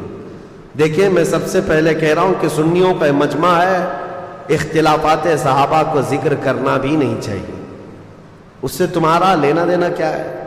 تم میاں یہ پوچھو نماز میں فرض کتنے, واجبات کتنے, نماز کی مکروہات یا فاسد ہونے کے طریقے کیا کیا ہیں, روزہ, زکوٰۃ, یہ تم اپنی ضروریات دین کو پوچھو. تم یہاں بہت بڑے تاریخ دان بن کر کے فیصل بھی بن جاتے ہو ساتھ میں کہ نہیں وہ ایسے نہیں تھے, یہ صحیح نہیں تھے, وہ نہیں صحیح تھے. اٹکل پچو مار رہے 1400 سال کے بعد پیدا ہو کر کے. سوشل میڈیا کا دور ہے, ہم نے بہت سارے ایسے برساتی محققوں کو دیکھا ہے. ہاں, محقق تحقیق کرنے والے, ریسرچ اسکالر, تو یہ برساتی مینڈکوں کی طرح ہے. یہ نئے نئے آئے اور انہوں نے ریفرنس اور لوگوں کے سامنے نمبرنگ کے ساتھ کچھ باتیں رکھ کر کے لوگوں کو یوں ورغلایا ہے کہ اصل یہ بات ہے، تم کو لوگ یہ پٹی پڑھا رہے ہیں۔ میرے عزیزو، یہ دین اسلام ہے، پٹی پڑھانے سے چلنے والا ہے نہیں۔ دین اسلام اپنی حقانیت کی بنیاد پر صبح قیامت تک چلے گا، صبح قیامت تک چلے گا۔ بعض تو ایسے جاہل آئے ہوئے ہیں محققین کے نام پر، جو علماء سے تمہیں برگشتہ کر رہے ہیں، دور کر رہے ہیں۔ سارے علماء سے دور ہو جاؤ۔ علماء ممبروں پر بیٹھ کر کے جھوٹی باتیں کہتے ہیں، تو نوجوان طبقہ آج کا، کالجز کا، یونیورسٹیز کا، وہ اکثر علماء کے بارے میں بدگمانی کرتے چلے گئے۔ امام غزالی رحمۃ اللہ تعالی علیہ کی یہ بات میں تمہیں یاد دلا دوں، اللہ تبارک و تعالیٰ جب کسی کو گمراہ کر کے ذلیل موت دینا چاہے تو سب سے پہلے اس کو علماء کی گستاخی میں لگاتا ہے۔ وہ بندہ وہاں سے شروعات کرتا ہے اور اس کے بعد وہ بدگمانی اس کی بڑھتی چلی جاتی ہے علماء کے بارے میں، مدارس اسلامیہ کے بارے میں، کہ مولوی لوگ ایسے ہی ہوتے ہیں۔ تمہیں پتہ ہے کہ دین کہاں سے کہاں تک آیا؟ تم کو الف با جو پڑھنا آتا ہے آج، یا اگر علماء نہ ہوتے ان کے وسیلے کے بغیر تم کہاں سے دین سیکھتے؟ میرے عزیزو، انٹرنیٹ پر سارا قرآن ہے، پڑھنے کے طریقے سب کچھ موجود ہے، لیکن کوئی تو پڑھا رہا ہوگا نا انٹرنیٹ پر بھی۔ بے واسطے خدا کچھ عطا کرے، ایسا نہیں ہے۔ اس لیے یہ تمام چیمی گوئیوں سے اپنے آپ کو باز رکھو، اور دین جو ہے ڈاکٹروں سے، انجینئروں سے، وکیلوں سے اب سیکھنے لگ گئے لوگ، علماء کو چھوڑ کر کے۔ اسی وجہ سے گمراہی کے دروازے کھلتے چلے گئے، اور عام نوجوان کو دیکھو تو یہ فرق کرنے بیٹھا ہے۔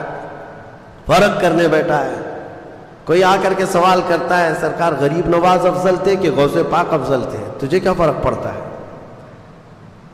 ان کی افضلیت کے متعلق، ان کے مقامات اور مراتب کے متعلق وہ صرف اس بات کے لیے سوال کر رہا ہے کہ دونوں میں سے کسی ایک کا درجہ گھٹا کر کے سوچے، کسی ایک کا درجہ گھٹا کر کے بتائے۔ اللہ نے دو آنکھیں دی ہیں، دونوں کا مقام برابر ہے، دونوں آنکھیں تمہاری برابر کی دیکھتی ہیں۔ کبھی تو آج تک تم یہ نہیں باتیں کرتے۔ بہرحال جن کے مقامات اور جن کی فضیلتیں بیان ہوئی ہیں وہ ہم بیان کریں گے، لیکن یہ کمپیریزن میں اس طرح کسی کو گھٹا کر بیان کرنا جائز نہیں۔ سیدنا ابوبکر صدیق کی فضائل جتنے ہیں وہ سر آنکھوں پر، لیکن ایک بات یاد رکھنا کہ جب بھی حضرت ابوبکر صدیق کے فضائل بیان کرو تو کبھی ہم سے یہ نہیں سرزد ہو، کبھی آپ سے بھی یہ سرزد نہ ہو کہ مولا علی کی شان میں کوئی کمی ہو رہی ہو۔ مولا علی کرم اللہ وجہ الکریم کی شان کو گھٹا کر کے بیان کرنا نہیں، یہ جائز نہیں ہے۔ صحابہ کی جو فضیلتیں، اور جب حضرت علی کرم اللہ وجہ الکریم کی فضیلت بیان کر رہے ہو تو پھر اس بات کا بھی لحاظ رکھنا کہ تینوں خلفائے راشدین میں سے کسی کی بے عزتی اور توہین نہ ہو رہی ہو۔ اسی کا نام اہل سنت و جماعت ہے، جو یہ تمام بیچ کے راستے کو لے کر کے چلتے۔ اہل سنت کا ہے بیڑا پار اصحاب حضور، نجم ہے اور ناؤ ہے عطرت رسول اللہ کی۔ ہم صحابہ کی بھی افضلیت کے قائل ہیں اور اہل بیت کے ادب کے بھی ہم قائل ہیں۔ ہم دونوں میں سے کسی کو بھی ٹرول نہیں کرتے، کسی کی مذمت نہیں کرتے، یا کسی کی تنقیص یا ادنا سی گستاخی نہیں کرتے۔ ایک جماعت ہے وہابیوں کی جو اہل بیت کی گستاخ ہو جاتی ہے، وہ ان کے اندر۔ آج میں پڑھ رہا تھا، ایک صاحب نے تاریخ لکھی ہے اور جگہ جگہ انہوں نے یزید کو رضی اللہ عنہ لکھا ہے، صرف اس دشمنی میں اہل بیت کی ہے۔ اور ایک جماعت ایسی ہے جو سارے صحابہ کو گالیاں دیتی ہے اہل بیت کی محبت میں۔ دونوں صحیح نہیں ہیں، دونوں صحیح نہیں ہیں۔ صحیح مذہب و مسلک وہی ہے جو درمیانی اہل سنت و جماعت کا۔ صحابہ رسول اللہ کے آسمان ہدایت کے تارے ہیں، اور رسول اللہ کے گھر والے اہل بیت نوح علیہ السلام کی کشتی کی مانند ہیں۔ میرے آقا نے فرمایا جو اس کشتی میں سوار ہو گیا وہ نجات پا گیا، جو اس کشتی سے دور ہوا وہ ہلاک ہو گیا۔ ہمارے لیے کشتی بھی ضروری ہے، ہمارے لیے آسمان ہدایت کے تارے بھی ضروری ہیں، یہ دونوں کے ساتھ ہیں۔ اب حضرت ابوبکر صدیق کی خلافت کا دور شروع ہوا۔ پہلا دن تھا، حضرت ابوبکر صدیق نے اعلان فرما دیا اب مسجد نبوی کا پہلا خطبہ خلافت کے بعد کا سنو توجہ سے. سیدنا ابو بکر صدیق رضی اللہ تعالیٰ عنہ فرماتے ہیں اے مسلمانوں اللہ سے ڈرو, کمزوروں پر ظلم نہ کرو اور نہ حق کسی کے ساتھ ظلم کا یا زیادتی کا معاملہ کبھی ہونے نہ پائے. اور یہ خطبے میں آپ نے فرمایا سب کے سب اس بات پر گواہ رہو کہ اگر بال برابر بھی میں رسول اللہ صلی اللہ تعالیٰ علیہ وسلم کے طریقے سے ہٹ کر کے کوئی کام کرتا ہوا نظر آ جاؤں تو تم لوگ اپنی تلواروں سے مجھے سیدھا کر دینا. یہ وقت کا خلیفہ کہہ رہا ہے. حضرت ابو بکر صدیق نے فرمایا اگر میں بال برابر بھی ہٹ جاؤں تو تم اپنی تلواروں سے مجھے سیدھا کر دینا, اور اگر رسول اللہ صلی اللہ تعالیٰ علیہ وسلم کے بتائے ہوئے راستے پر ہی چل رہا ہوں تو تم میری بات کو قبول کر لینا. اور اس کے بعد مسجد نبوی شریف امامت کے لیے آگے بڑھتے ہیں. عزیزان گرامی وقار, آج بھی وہ مصلی امامت موجود ہے جہاں میرے آقا نے امامت فرمائی. وہ مسجد نبوی کا شروع کا حصہ. نبی پاک صلی اللہ تعالیٰ علیہ وسلم کا جو محراب ہے نا آج بھی وہ مدینے میں ہے. مسجد نبوی وہ محراب ویسے ہی ہے.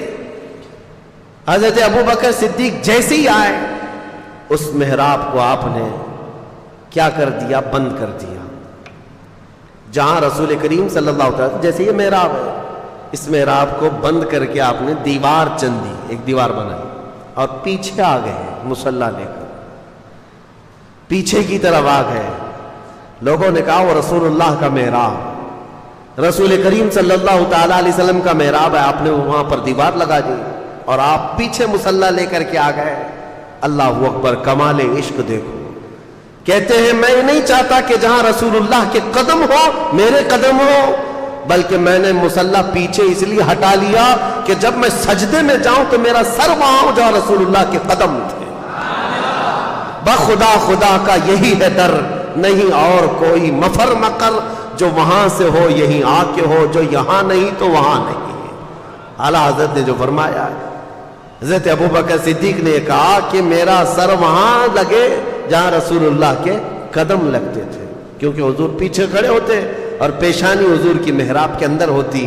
آپ نے وہ پیشانی کی جگہ حضور جہاں سجدہ کرتے تھے اس کو بند کر دیا, اس لیے کہ کبھی کسی اور کا پیر وہاں نہ پڑنے پائے جہاں رسول اللہ کی پیشانی لگی.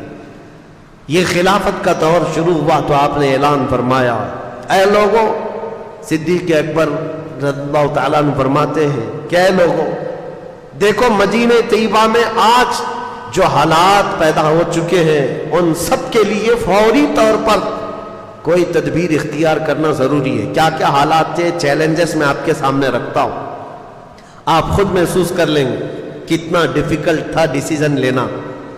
زکوٰۃ کے منکرین پیدا ہو گئے, وہ بھی سینکڑوں کی تعداد میں, کہتے ہیں زکوٰۃ ہم نہیں دیں گے. اچھا, ایک مسئلہ یہ تھا, حضور نے اپنی وفات کے چند دن پہلے ہی حضرت اسامہ بن زید, حضور صلی اللہ تعالیٰ علیہ وسلم کے منہ بولے بیٹے حضرت زید جو جنگ موطا میں شہید ہوئے, ابھی جمعہ کے بیان میں نے عرض کیا تھا, حضور صلی اللہ علیہ وسلم نے اپنا جھنڈا دے کر بھیجا تھا. موطا جارڈن کا ایک علاقہ ہے. یہ جنگ کیوں ہوئی تھی یہ بھی میں نے بتایا ہے. حضور صلی اللہ تعالیٰ علیہ وسلم کے قاصد صحابی حارث بن عمیر یہ روم کے بادشاہ کے پاس خط لے کر کے جا رہے تھے. بیچ میں بلقا کا ایک بادشاہ شرحبیل جس کا نام تھا, اس نے گرفتار کر کے حضور کے اس صحابی کو رسیوں میں باندھ کر ٹکڑے کر کے قتل کیا. تو اب اس قتل کے خلاف ظاہر سی بات ہے حضور صلی اللہ تعالیٰ علیہ وسلم نے صحابہ کو جمع کیا اور 3000 صحابہ کی تعداد بھیج دی, جس میں حضرت زید بن حارثہ تھے, حضور کے منہ بولے بیٹے. ان کے ہاتھ میں جھنڈا دیا اور یہ فرمایا تھا ان کے بعد جعفر طیار جھنڈا لے لیں گے, ان کے بعد عبداللہ بن رواحہ, ان کے بعد مسلمان جس کو منتخب کرے وہ جھنڈا لے, وہ سپہ سالار ہے. اور جنگ موطا میں جیسی پہنچے تھے یہ 3000 صحابہ, رومیوں کی فوج 1 لاکھ کی تعداد کے برابر تھی. یہ صحابہ میں سے کوئی پیچھے ہٹا نہیں, 1 لاکھ سے لڑنے کے لیے تیار بھی ہوئے, لڑ پڑے.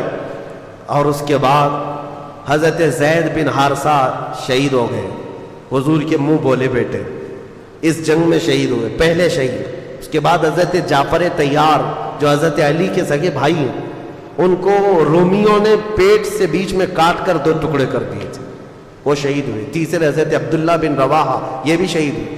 حالات بہت سخت تھے جنگ موتا میں. تب سارے صحابہ نے مل کر کے جھنڈا کس کے ہاتھ میں پکڑایا؟ خالد بن ولید کے ہاتھ میں. یہ جنگ تھی پہلی خالد بن ولید کی. اس جنگ موتا میں 9 تلواریں ان کے ہاتھ سے ٹوٹی ہیں اور اس کے بعد انہوں نے جھنڈا گرنے نہیں دیا تھا. 3000 کی فوج کو لے کر 1 لاکھ سے لڑتے تھے. ایسے لڑتے تھے صفوں کی صفیں درہم برہم کرتے تھے. شام سے پہلے رومیوں کی طرف سے اعلان ہوا کہ خالد بن ولید ایسا ہو گیا ہے کہ یہ بدکے ہوئے گھوڑے کی طرح صفیں درہم برہم کر رہا ہے, تم سب کے سب پیچھے ہٹ جاؤ اور ان کو جانے دے دو. رومی فوج پوری کی پوری پیچھے ہٹ گئی اور جتنے مرے اس میں سے وہ چھوڑ کر پوری جنگ میں صرف 8 مسلمان شہید ہوئے تھے. 1 لاکھ لوگوں نے مل کر 3000 کا مقابلہ کیا اور 8 شہید ہوئے تھے. حضرت خالد بن ولید یہ پہلی فتح کر کے واپس لوٹ رہے تھے. جنگ موتا, یہ جنگ موتا 9-8 ہجری میں ہوئی ہے حضور کی. اس جنگ میں جو شہید ہوئے حضرت زید, ان کا غم تھا حضور کو. ان کے بیٹے اسامہ 19 سال کے جوان تھے. حضور صلی اللہ تعالیٰ علیہ وسلم نے حضرت اسامہ کو سپہ سالار بنایا اور کہا رومیوں کو پھر سے ادھیڑنے کے لیے, ان کو اکھیڑنے کے لیے ایک فوج بھیجی جس میں 10,000 صحابہ جمع تھے. حضرت اسامہ بن زید کو مدینے سے روانہ کر دیا. اسامہ بن زید مدینے سے نکلے ہی تھے کہ حضور کی وفات ہو گئی. حضور کی وفات ہوتی اسامہ بن زید اور یہ پوری فوج ظاہر سی بات ہے مدینے واپس آ گئی. اب مسئلہ یہ تھا کہ حضور کی وفات کے بعد خلافت بھی قائم ہو گئی, حضرت ابوبکر خلیفہ بن گئے. اب کیا کرنا ہے؟ اب مسئلے ایسے تھے کہ ایک طرف مسیلمہ کذاب جھوٹا نبی بننے کا اعلان کر چکا ہے. اسود عنسی ایک اور شخص ہے جو نبوت کا دعویٰ کیا. طلحہ بن خویلد ایک ایسا شخص ہے وہ بھی نبوت کا دعویٰ کر بیٹھا ہے. 3 بڑے بڑے دجال ظاہر ہوئے. ایک طرف زکوٰۃ نہ دینے کی ایک جماعت پیدا ہو گئی, مرتد ہو گئے, اور ایک طرف اسامہ بن زید کی یہ 10,000 کی فوج جو روم جا رہی تھی لڑنے کے لیے. کیا کیا فیصلے لینے ہیں؟ حضرت ابوبکر صدیق اٹھتے ہیں سیدھے اسامہ بن زید کو کہتے ہیں جو فوج تمہارے ساتھ جانے والی تھی سب کو تیار کرو. اور اس کے بعد اسامہ بن زید کو گھوڑے پر بٹھایا. یہ فوج وہیں جائے گی جہاں رسول اللہ نے بھیجا تھا. حالات ایسے تھے کہ فوج اتنی بڑی بھیجنے کے جیسے حالات نہیں تھے. یہاں تک کہ لوگ سب آ کر کے کہنے لگے خلیفہ اسلام ابھی حالات ایسے نہیں ہے کہ آپ 10,000 کی فوج مدینے سے بھیج دیں گے. حضور کی وفات ہوئی ہے, اچانک مدینے پر کچھ ہو گیا تو کیا کریں گے, اتنی بڑی فوج جا رہی ہے. حضرت ابوبکر صدیق نے کہا قسم رب ذوالجلال کی میری جان بھی چلی جائے میں اس فوج کو واپس نہیں کر سکتا جس کو رسول اللہ نے بھیجا ہے. اسامہ بن زید کو بٹھا دیا گھوڑے پر اور ان کے گھوڑے کی رسی خود پکڑ کر کے جانے لگے. یہ حضرت ابوبکر صدیق ہے. گھوڑے کی رسی خود پکڑ کر کے نکلے. اسامہ بن زید کی عمر 19 سال کی ہے, صدیق اکبر کی عمر 60 سال کی ہے. 60 سال کا خلیفہ رسول گھوڑے کی رسی پکڑ کر چل رہا ہو. اسامہ بن زید گھوڑے سے اچھل کر نیچے آ گئے. کہا اے خلیفہ اسلام, اے جانشین رسول, آپ چلیں اور میں بیٹھوں. گوارا نہیں. حضرت ابوبکر صدیق نے کہا بیٹھ جاؤ اسامہ, اس گھوڑے کی پشت پر دنیا کی دولت نے نہیں میرے رسول نے تجھے بٹھایا ہے, تجھے کوئی نہیں اتار سکتا, بیٹھ جاؤ. پھر کہا آپ رسی پکڑ کر کیوں چل رہے ہیں؟ کہا خلافت کی ذمہ داریاں ایسی آ گئیں کہ مدینے کی سیکیورٹی بھی ہے, ان دجالوں سے مقابلہ بھی ہے, منکرین زکوٰۃ سے بھی لڑنا ہے. خواہش تو میری یہ تھی کہ تمہاری فوج میں بھی شریک ہو جاتا, میں بھی چلا جاتا, رسول اللہ نے بھیجا ہے, لیکن خلافت کی ذمہ داریوں کی وجہ سے میں تمہارے ساتھ جنگ پر جا نہیں سکتا. میں کم از کم تمہاری رسی پکڑ کر مدینے سے باہر تک تو جا سکتا ہوں تاکہ کل قیامت کے دن ان مجاہدین کا نام پکارا جائے تو گھوڑے کی رسی پکڑنے والوں میں میرا بھی نام آ جائے. عزیزان گرامی, نیکی چھوٹی ہو کہ بڑی ہو ابوبکر صدیق چھوڑتے نہیں تھے. صحابہ میں یہ بات تھی کہ حضرت ایک بار حضور صلی اللہ تعالیٰ علیہ وسلم مجلس میں کہہ رہے تھے صبح ہی فجر کی نماز کے بعد ٹائم کتنا ہوا ہوگا, حضور نے اعلان کیا کوئی ہے جس میں آج کسی بیمار کی عیادت کر کے آیا ہو؟ صحابہ کی جماعت، حضرت ابوبکر کھڑے ہوئے، کہا میں عیادت کر کے آیا۔ تھوڑی دیر کے بعد حضور صلی اللہ تعالیٰ علیہ وسلم نے پھر دوسرا سوال فرمایا کوئی ہے جو آج ایک غلام آزاد کر کے آیا ہو؟ حضرت ابوبکر کھڑے ہو گئے۔ پھر حضور صلی اللہ تعالیٰ علیہ وسلم نے اعلان فرمایا کوئی ہے جو آج کسی غریب کو کھانا کھلا کر کے آیا ہو؟ پھر حضرت ابوبکر کھڑے ہو گئے، کہا میں کر کے آیا ہوں۔ جتنی مرتبہ حضور جس نیکی کے بارے میں پوچھتے ہیں وہ مسجد میں خود ہی کھڑے ہوتے ہیں کہ یا رسول اللہ میں کر کے آیا، اور یہ کب؟ فجر کی نماز میں۔ بعد میں رسول کریم صلی اللہ تعالیٰ علیہ وسلم نے یہ اعلان فرمایا اس مجلس میں کہ اے گروہ صحابہ سنو، جنت کے 8 دروازے ہیں، مسلمان الگ الگ دروازوں سے جنت میں جا رہے ہوں گے، لیکن جنت کا ہر دروازہ ابوبکر کو اپنی طرف پکار رہا ہوگا، ہر دروازہ اپنی طرف پکار رہا ہوگا کہ تم اس میں سے آ جاؤ، تم اس میں سے آ جاؤ۔ ابوبکر صدیق کی نیکیاں، وہ چھوٹی نیکی بھی چھوڑتے نہیں تھے۔ اسامہ بن زید کو روانہ کیا۔ اب ذہن حاضر رکھو، آپ سچویشن کیسی ہے میں خود پڑھ کر کے حیران ہوں۔ اس کے بعد حضرت خالد بن ولید کو بلایا، حضرت شرحبیل حسنہ ایک اور صحابی ہیں، ان کو بلایا، اور تقریباً اس میں بھی 2000 یا 3000 صحابہ کو جمع کیا اور کہا جاؤ اس مسیلمہ کذاب کا مقابلہ کرنا ہے جو جھوٹا نبی بنا ہوا ہے۔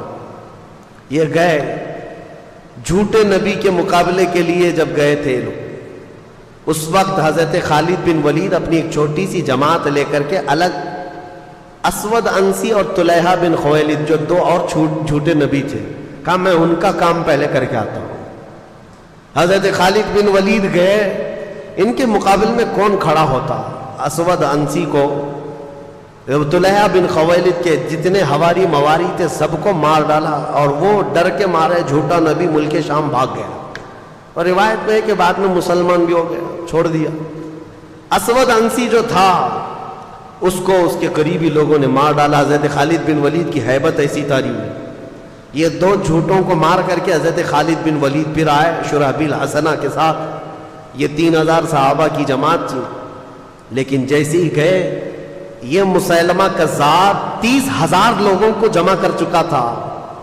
مجھے حیرت ہوتی ہے، رسول اللہ کے زمانے سے یہ زمانہ بہت ملا ہوا ہے، اتنے قریب کے زمانے میں جب 30,000 جھوٹے نبی کو ماننے والے پیدا ہو گئے تھے، تو آج قادیانیوں کی جماعت میں کیوں نہیں جا سکتے؟ ہوتے ہیں۔ یا ہمارے دور کا جو دجال 100 سال پہلے جو گزرا، غلام احمد قادیانی، اس نے بھی نبوت کا دعویٰ کیا۔ یہ احمدی جماعت نام سے پوری دنیا میں پھیلی ہوئی ہے، قادیانیوں کی جماعت ہے، یہ اپنے آپ کو جماعت احمدیہ کہتے ہیں، اور سارے انٹرنیٹ پر بھرے ہوئے ہیں ویب سائٹ، اسلام نام سے جیسی ہی کھولیں تو احمدی جماعت کی ویب سائٹ کھولتے ہیں۔ یاد رکھنا نوجوانوں، غلطی سے ان کے زہر میں نہ چلے جانا، ساری باتیں وہی کرتے ہیں، لیکن بعد میں چل کر کے اپنے جھوٹے نبی کا عقیدہ دھیرے دھیرے ڈالتے، اور یہ کہتے نہیں غلام احمد قادیانی کو نبی مان لو تو محمد صلی اللہ علیہ وسلم کے خاتم النبیین ہونے میں کوئی فرق نہیں آتا، وہ رسول اللہ خاتم النبیین ہے لیکن یہ بھی نبی ہے۔ اور یہ ایسا جھوٹا نبی، جاہل، پنجاب کا رہنے والا، قادیان پنجاب میں، اور اس نے انگریزوں کی مدد سے جو نبوت کا دعویٰ کیا تھا، اور خود کے پتہ نہیں ایسی ایسی چیزیں گڑھ کر کے لائے، اس کی کتابیں بھی موجود ہیں، کیا بکتا تھا وہ سمجھ میں نہیں آتا، اور کہتا میرے اوپر وہی آتی ہے، اور فرشتے وہ بھی وہی انگلش میں لے کر آتے تھے۔ ہاں، انگلش میں 2 فرشتے آتے تھے، ٹیسو ٹیسو میسو میسو، اور یہ ایک مذاق تھا، پوری امت نے اس کا انکار کیا ہے، جھوٹے نبی کا۔ یہ جماعت آج جو پھیلی ہوئی ہے احمدیہ جماعت، اس کو پہچانو، یہ کافر جماعت ہے، اس کا اسلام سے کوئی تعلق نہیں، رسول اللہ کے خاتم النبیین ہونے کا عقیدہ نہیں ہے تو وہ مسلمان ہو ہی نہیں سکتا۔ اب اس وقت کی بات کر رہا ہوں، مسیلمہ کذاب جھوٹا نبی، اس کے ساتھ 30,000 لوگ کھڑے تھے، 30,000 لوگ۔ اب جب مقابلے کی بات آئی تو سیدھا مقابلہ ہوا تھا صحابہ کا اور ان کا، لیکن صحابہ میں سے تقریباً 700 صحابہ حافظ قرآن وہاں شہید ہو گئے تھے۔ یہ بہت بڑی تعداد تھی شہادت کی، پوری تاریخ میں بتا رہا ہوں میں، جتنی جنگیں ہوئی ہیں اس میں 700 حافظ قرآن صحابہ شہید ہوئے تھے، جس کی وجہ سے حضرت ابوبکر صدیق رضی اللہ تعالیٰ عنہ نے بعد میں قرآن کو جمع کرنے کا حکم دیا تھا کہ اگر یہ سارے حافظ قرآن صحابہ شہید ہو گئے تو پھر قرآن کیسے محفوظ رہے گا۔ ان کے بعد ہی قرآن کی حفاظت کا حکم، قرآن کی جمع کرنے کا حکم ہوا۔ اب ایک اور بات میں مزے کی بتاؤں، جنگ احد میں حضرت امیر حمزہ رضی اللہ تعالیٰ عنہ کو شہید کرنے والے ایک حبشی غلام جن کا نام وحشی، وہ ابو سفیان اور ہندا کا غلام تھا۔ ہندا نے ایک قسم کھائی تھی کہ امیر حمزہ کو قتل کرنے کے بعد سینہ چاک کر کے میں کلیجہ چباؤں گی، کیونکہ اس کے بھائی اور باپ کا قتل کیا تھا امیر حمزہ نے جنگ بدر میں۔ تو امیر حمزہ کو قتل کرنے والا وحشی، نام ہی وحشی تھا لیکن کالے قسم کے حبشی، امیر حمزہ کو نیزہ مار کر کے شہید کیا تھا۔ بہت تیر انداز، ایسا نشانہ لگانے میں ماہر، ایسا نشانہ کہ بہت دور سے اگر وہ ایک باریک سی چیز کو بھی رکھ دیا جائے تو اپنے نیزے سے نشانے پر لگا دیتا۔ تو امیر حمزہ اس کے نیزے سے شہید ہوئے۔ لیکن حیرت کی بات یہ ہے کہ وہ وحشی بعد میں اسلام میں داخل ہوئے اور رسول اللہ کے صحابی بھی بنے۔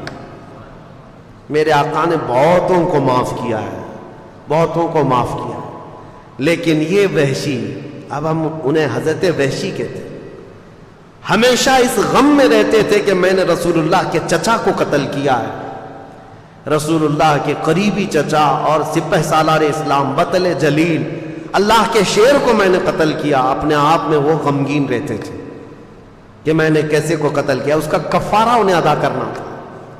پھر جیسے ہی حضرت خالد بن ولید کا یہ لشکر نکلا تھا مسیلمہ کذاب کو مارنے کے لیے، اور جنگ بہت سخت ہو گئی تھی، 700 صحابہ شہید ہو گئے تھے، اس وقت جانتے ہیں سب سے اہم کردار ادا کیا تھا یہ حضرت وحشی نے۔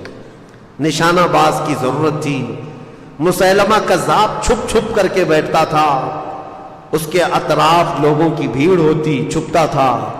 یہ حضرت وحشی نے جو نیزہ حضرت امیر حمزہ کو مارا تھا نشانے سے، اس جنگ کے میدان میں بڑی دور سے نیزہ چلایا تھا تو سیدھے مسیلمہ کذاب کی پیشانی میں گھس گیا۔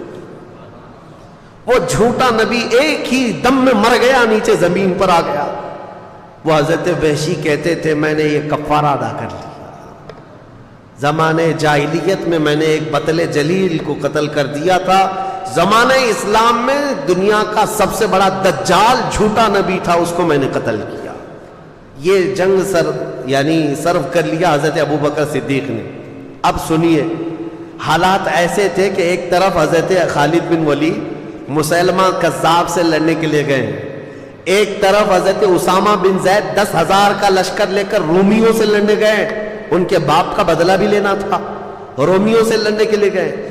اور تیسری طرف زکوٰۃ کے منکرین جو تھے، وہ کہہ رہے تھے ہم زکوٰۃ نہیں دیں گے۔ حضرت ابوبکر صدیق، سارے صحابہ جو موجود تھے، اکثر تو جا چکے 2 جنگوں میں، بلکہ کئی جنگوں میں، خود حضرت ابوبکر موجود ہیں اور کچھ صحابہ تھے، کہا کہ اٹھو، وہ زکوٰۃ کے جو منکرین ہیں ان سے ہم جا کر لڑیں گے۔ حضرت عمر نے کہا کیا پورا مدینہ خالی کر دو گے آپ؟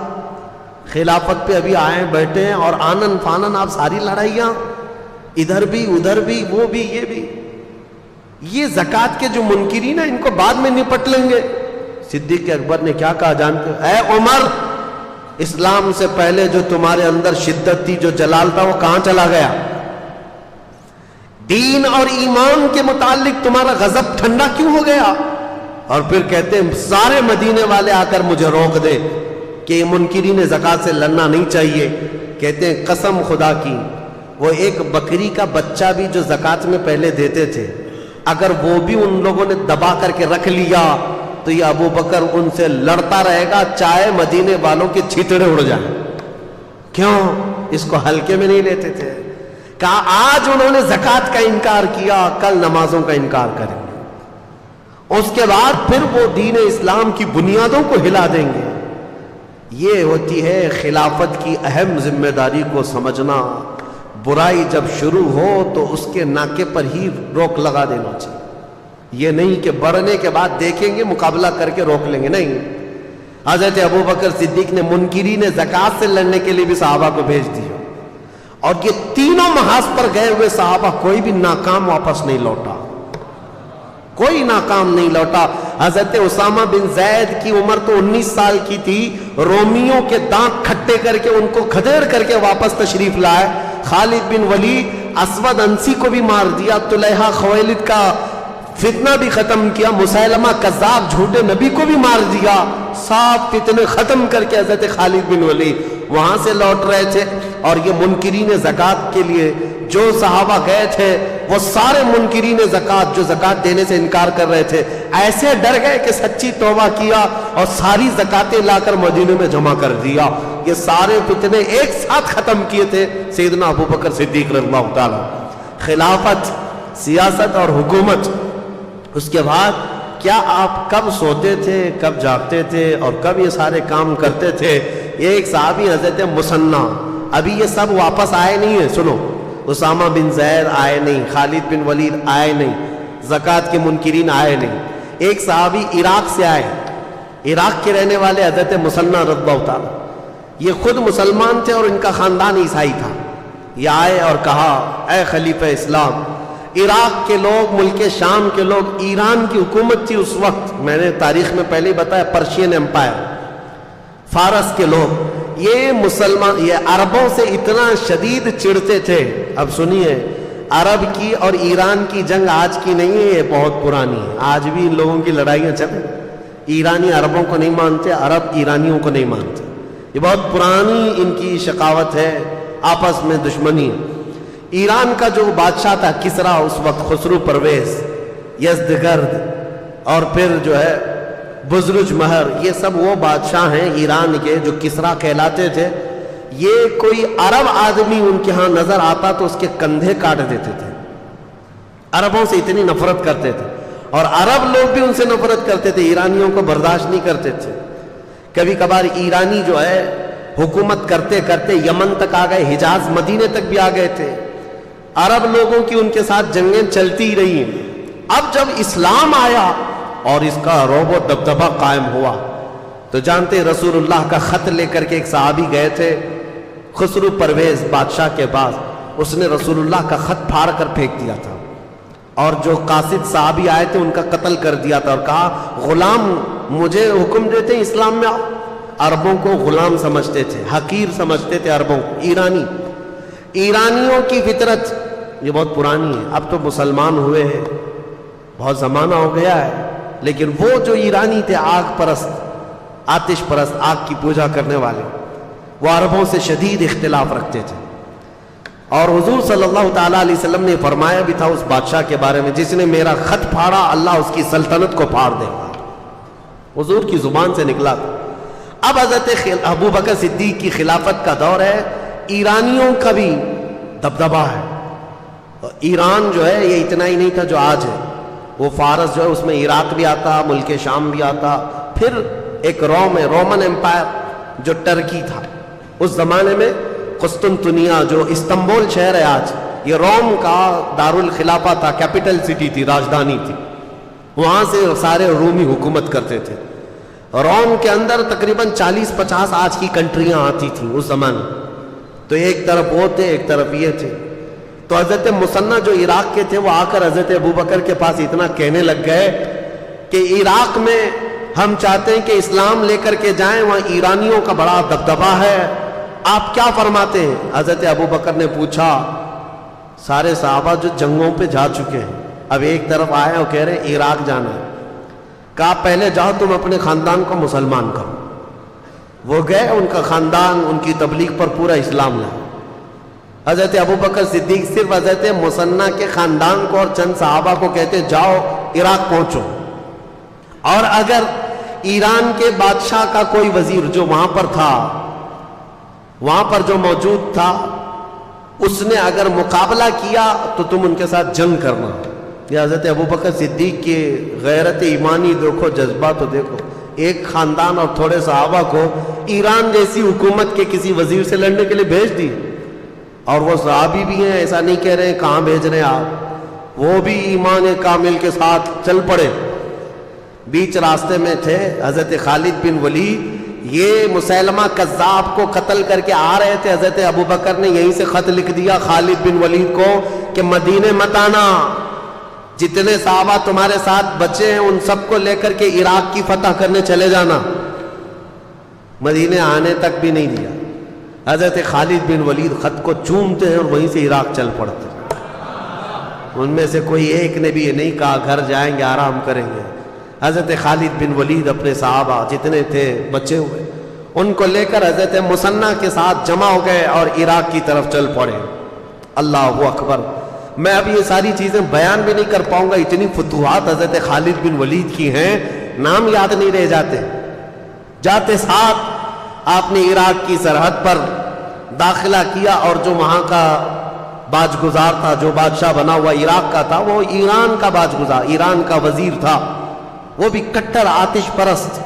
اس کو سیدھے حضرت خالد بن ولید نے یہ پیغام بھیجا اسلام لاؤ، امن کے ساتھ رہو، یا تو پھر ہمیں ٹیکس دو یا ہماری حکومت کو تسلیم کرو یا ہمارے ساتھ جنگ کرو، اس لیے کہ تم نے ہمارے عربوں کو بہت مارا ہے، مسلمانوں کو بہت مارتے ہو.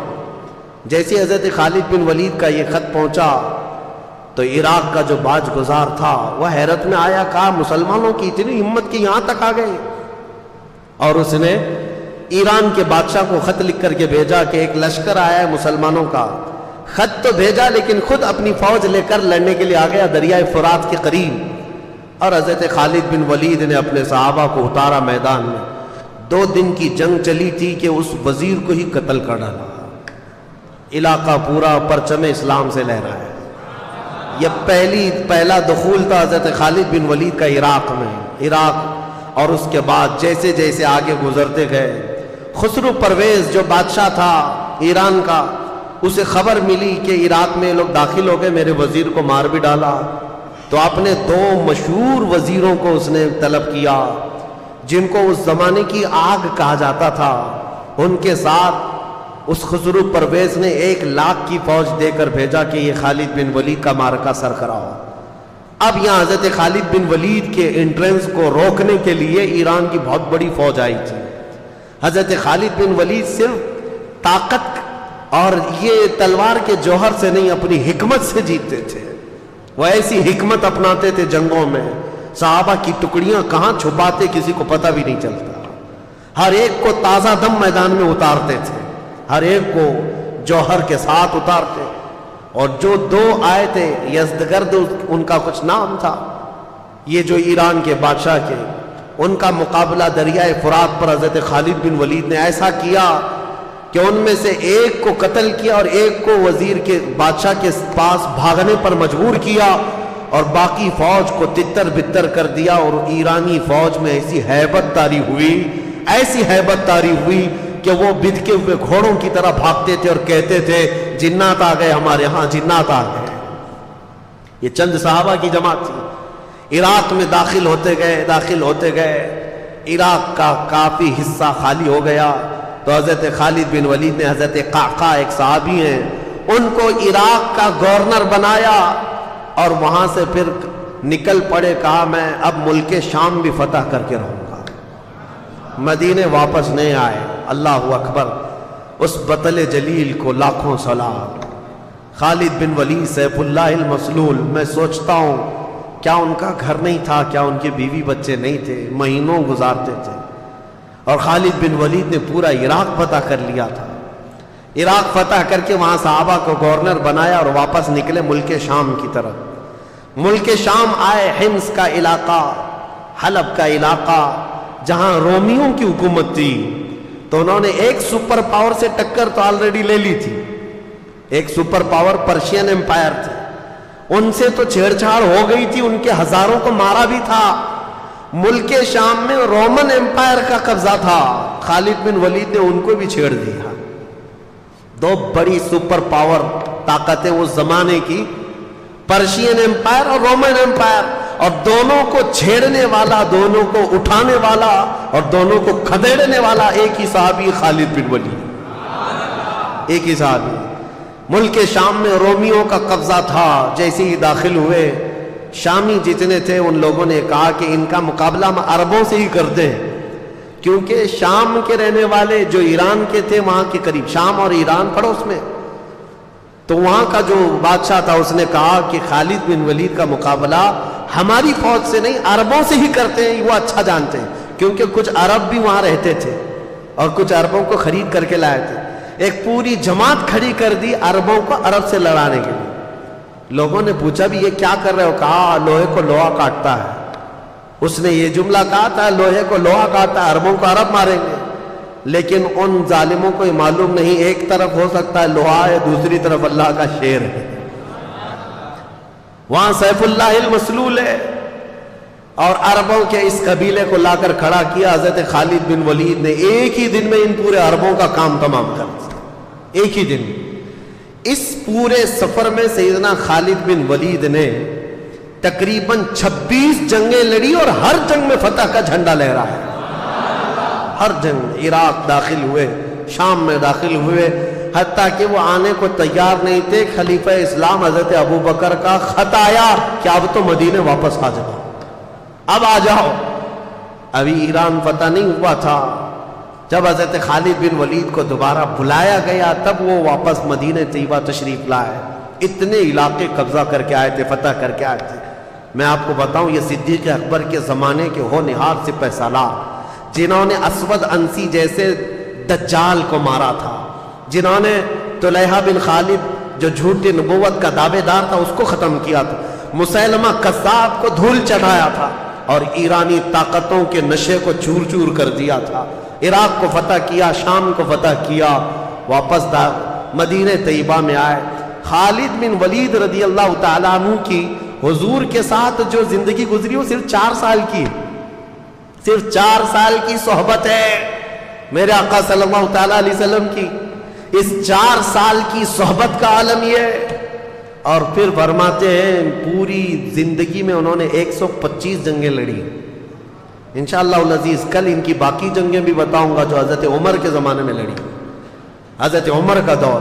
یہ خلافت صدیق اکبر کے اہم واقعات جو میں نے بتایا آپ کو، فتوحات اسلام بڑھتی گئیں، اسلام مدینے سے نکلا ہے، پھر عراق میں پہنچ گیا، ملک شام میں پہنچ گیا، خطہ عرب جو آج کا ہے حجاز نجد تک پہنچ گیا، یمن تک چلا گیا۔ حضرت ابوبکر صدیق کے زمانے میں ہی یہ اسلام کی سرحدیں تقریباً 15 لاکھ اسکوائر کلومیٹر تک پھیل گئی تھی، بہت دور تک جا چکی تھی۔ یہ صدیق اکبر کا زمانہ بہت ہی روشن زمانہ تھا، لیکن آپ کو زیادہ دن نہیں ملے۔ ٹوٹل آپ کے پاس 2 سال 3 مہینے تھے خلافت کے۔ 60 سال کی عمر تو تقریباً ہو چکی تھی آپ کی جب آپ خلافت پر آئے، اور 63 سال کی عمر میں آپ وفات پائے، جتنی رسول اللہ صلی اللہ علیہ وسلم کی ظاہری زندگی تھی۔ حضرت ابوبکر صدیق رضی اللہ تعالیٰ عنہ کی خلافت میں صرف یہ معاملات نہیں تھے، بلکہ حکومت کا ایسا نظام قائم کیا تھا، شعبے بنا دیے تھے۔ حضور کے زمانے میں یہ سب چیزیں تو ہوئی نہیں تھی، لیکن آپ نے بعد میں یہ سب شعبے بنائے، فوجیوں کے دستے الگ الگ بنائے، امیر العسکر، امیر لشکر کا ایک امیر بنایا، اور الگ الگ ٹکڑیوں کو تربیت دیا۔ آپ نے اس وقت کا ایک یعنی صحابہ کو فٹنس کے لیے ایک پورا میدان بنا رکھا تھا، وہاں دوڑ لگائی جاتی تھی، یعنی اس زمانے کا جیم، جو جوان صحابہ تھے ان کو پورے طور پر ورزش کروائی جاتی تھی، دوڑ لگائی جاتی تھی، پتھر اٹھوائے جاتے تھے فٹنس کے لیے روزانہ۔ یہ حضرت ابوبکر صدیق نے بنایا تھا۔ اور پھر بیت المال آپ نے بنایا، زکوٰۃ جتنی آتی تھی وہ سب بیت المال میں جمع ہوتی، اور پھر حضرت ابوبکر صدیق پورے مدینے کے لوگوں کو بیت المال سے سب تقسیم کر دیتے، یہاں تک کہ تقسیم کرنے کے بعد بیت المال کے اندر خود اپنے ہاتھ سے جھاڑو مارتے تھے۔ تو وہ لوگ کہتے کہ آپ جھاڑو کس لیے لگاتے ہیں؟ کہتے کہیں کوئی درہم گرا ہوا نہ رہ جائے جو مسلمانوں میں تقسیم ہونے سے رہ جائے، جھاڑو لگاتے تھے۔ بیت المال کا نظام آپ نے قائم فرمایا، اور اس کے بعد آپ نے باضابطہ طور پر قرآن کو جمع کرنے کے لیے صحابہ کو منتخب کیا، پھر امیر بنایا، مسجدیں تعمیر کرنا شروع کیا۔ خود مدینہ طیبہ میں اس وقت تقریباً 9 مسجدیں تھیں، مسجد نبوی کے علاوہ، مسجد نبوی کو چھوڑ کر 9 مسجدیں الگ تھیں۔ اور پھر غربا مساکین کا خیال اور خود کی زندگی کا اللہ اکبر یہ حال تھا۔ خلافت 2 سال 3 مہینے 4 دن کے قریب چلی، اور بالکل روشن خلافت جس میں سیدنا عمر فاروق، حضرت عثمان غنی، حضرت علی کرم اللہ وجہہ الکریم سبوں نے حصہ لیا ہے، اور اسلام کو پورے دور دراز تک پھیلانے میں ہر صحابی نے بڑا کردار ادا کیا۔ حضرت ابو بکر نے ابی بن کعب کو امامت کے لیے مقرر کیا، قرآن سکھانے کے لیے حضور صلی اللہ علیہ وسلم نے ان کے لیے فرمایا تھا، ان کو امام بنایا گیا۔ حضرت عبداللہ بن مسعود فقہ کے بڑے صحابی تھے، ان کا مدرسہ بنایا گیا۔ حضرت ابو ہریرہ جو حضور کی حدیثوں کے حافظ تھے، ان کو حدیثیں بیان کرنے کے لیے یہ سارے صحابہ اکرام کی جماعتیں الگ الگ تھیں، ڈپارٹمنٹ بنائے، باضابطہ حکومت کا ایک شعبہ، اسلام کی اسٹیبلشمنٹ جو ہوئی، خلافت کا دور یہاں چلا۔ خلافت جو ہے، اب لوگ یہ کہتے ہیں خلافت میں اور جمہوریت میں فرق کیا ہے؟ جمہوریت یعنی ڈیموکریسی، دونوں میں بڑا فرق ایک وہ ہے کہ ہوتا یہی ہے، جمہوریت جس کو آپ ڈیموکریسی کہتے ہیں، for the people, by the people, to the people, اب یہاں پر یہ انگلش کا جو فارمولا ہے وہ بہت دور ہو گیا، فار دا پیپل اور BUY بائی دا پیپل، یہ اب ڈیموکریسی ہو گئی ہے، یہ اب لوگوں سے بہت دور، فار دا نہیں ہے، فار دا پیپل ہو گئے، یہ جمہوریت آج ہو گئی۔ یہاں پر جو ڈیموکریسی ہے اس میں یہ کہا تو جاتا ہے لوگوں سے، لوگوں کے لیے لوگ ہی حکومت کریں گے، صحیح ہے، یہی ہے، یعنی آپ منتخب کریں گے، آپ اپنا امیر بنائیں گے، آپ اپنا وزیر بنائیں گے، اور جس کو بنائیں گے وہ لوگوں کے لیے، اگرچہ آپ نہیں بنا پاتے، ابھی تک نہیں، ایسا کوئی بنا ہی نہیں جو ہمارے لیے ہو، وہ سب اپنے خزانے جمع کرنے کے لیے ہوتا ہے، جس کو بھی بٹھاؤ یہاں پر تخت پر وہ سب سے بڑا چور نکلتا ہے، اور سب سے کہتا رہا نہ کھاؤں گا نہ کھانے دوں گا۔ یہ اور بات ہے کہ میرے عزیزو اس طرح کے نعرے ڈیموکریسی میں سننے کو ملتے ہیں، صدیق اکبر کے زمانے خلافت کو کیا کمپیئر کر سکتے ہیں؟ خلافت کیا ہے؟ خلافت میں اور جمہوریت میں فرق یہ ہے کہ یہاں لوگ قانون بناتے ہیں، جمہوریت میں کیا ہوتا ہے؟ قانون کون بناتے ہیں؟ لوگ قانون بناتے ہیں، اور خلافت میں قانون لوگوں کے نہیں اللہ کے قانون ہوتے ہیں، حاکم اللہ ہے، قوانین اس کے ہوں گے جو آلریڈی مرتب ہیں، اور اس میں امینڈمنٹ نہیں آئے گا، اس میں بار بار سنشودن نہیں لایا جائے گا۔ قرآن جو اترا ہے وہ صبح قیامت تک کے لیے ہے، اور خلافت کا نظام قرآن سے اور رسول اللہ کی احادیث سے چلے گا، یہ فرق ہے۔ حضرت ابو بکر صدیق رضی اللہ تعالیٰ عنہ نے خلافت چلائی ہے۔ میرے عزیزو، حضرت عمر کہتے ہیں کہ اکثر میں سوچتا تھا کہ نیکیوں میں ان سے آگے بڑھ جاؤں، کمپٹیشن لگا رہا ہے، یہ ہیلتھی کمپٹیشن ہے کہ حضرت عمر ہمیشہ یہ سوچتے تھے کہ میں آگے بڑھ جاؤں کچھ نیکیوں میں۔ کہتے ہیں میں بہت تلاش اور جستجو کے بعد مدینے کی ایک غریب بوڑھی عورت کو ڈھونڈ لیا کہ اس کی مدد کروں گا، کوئی تھا نہیں اس کا۔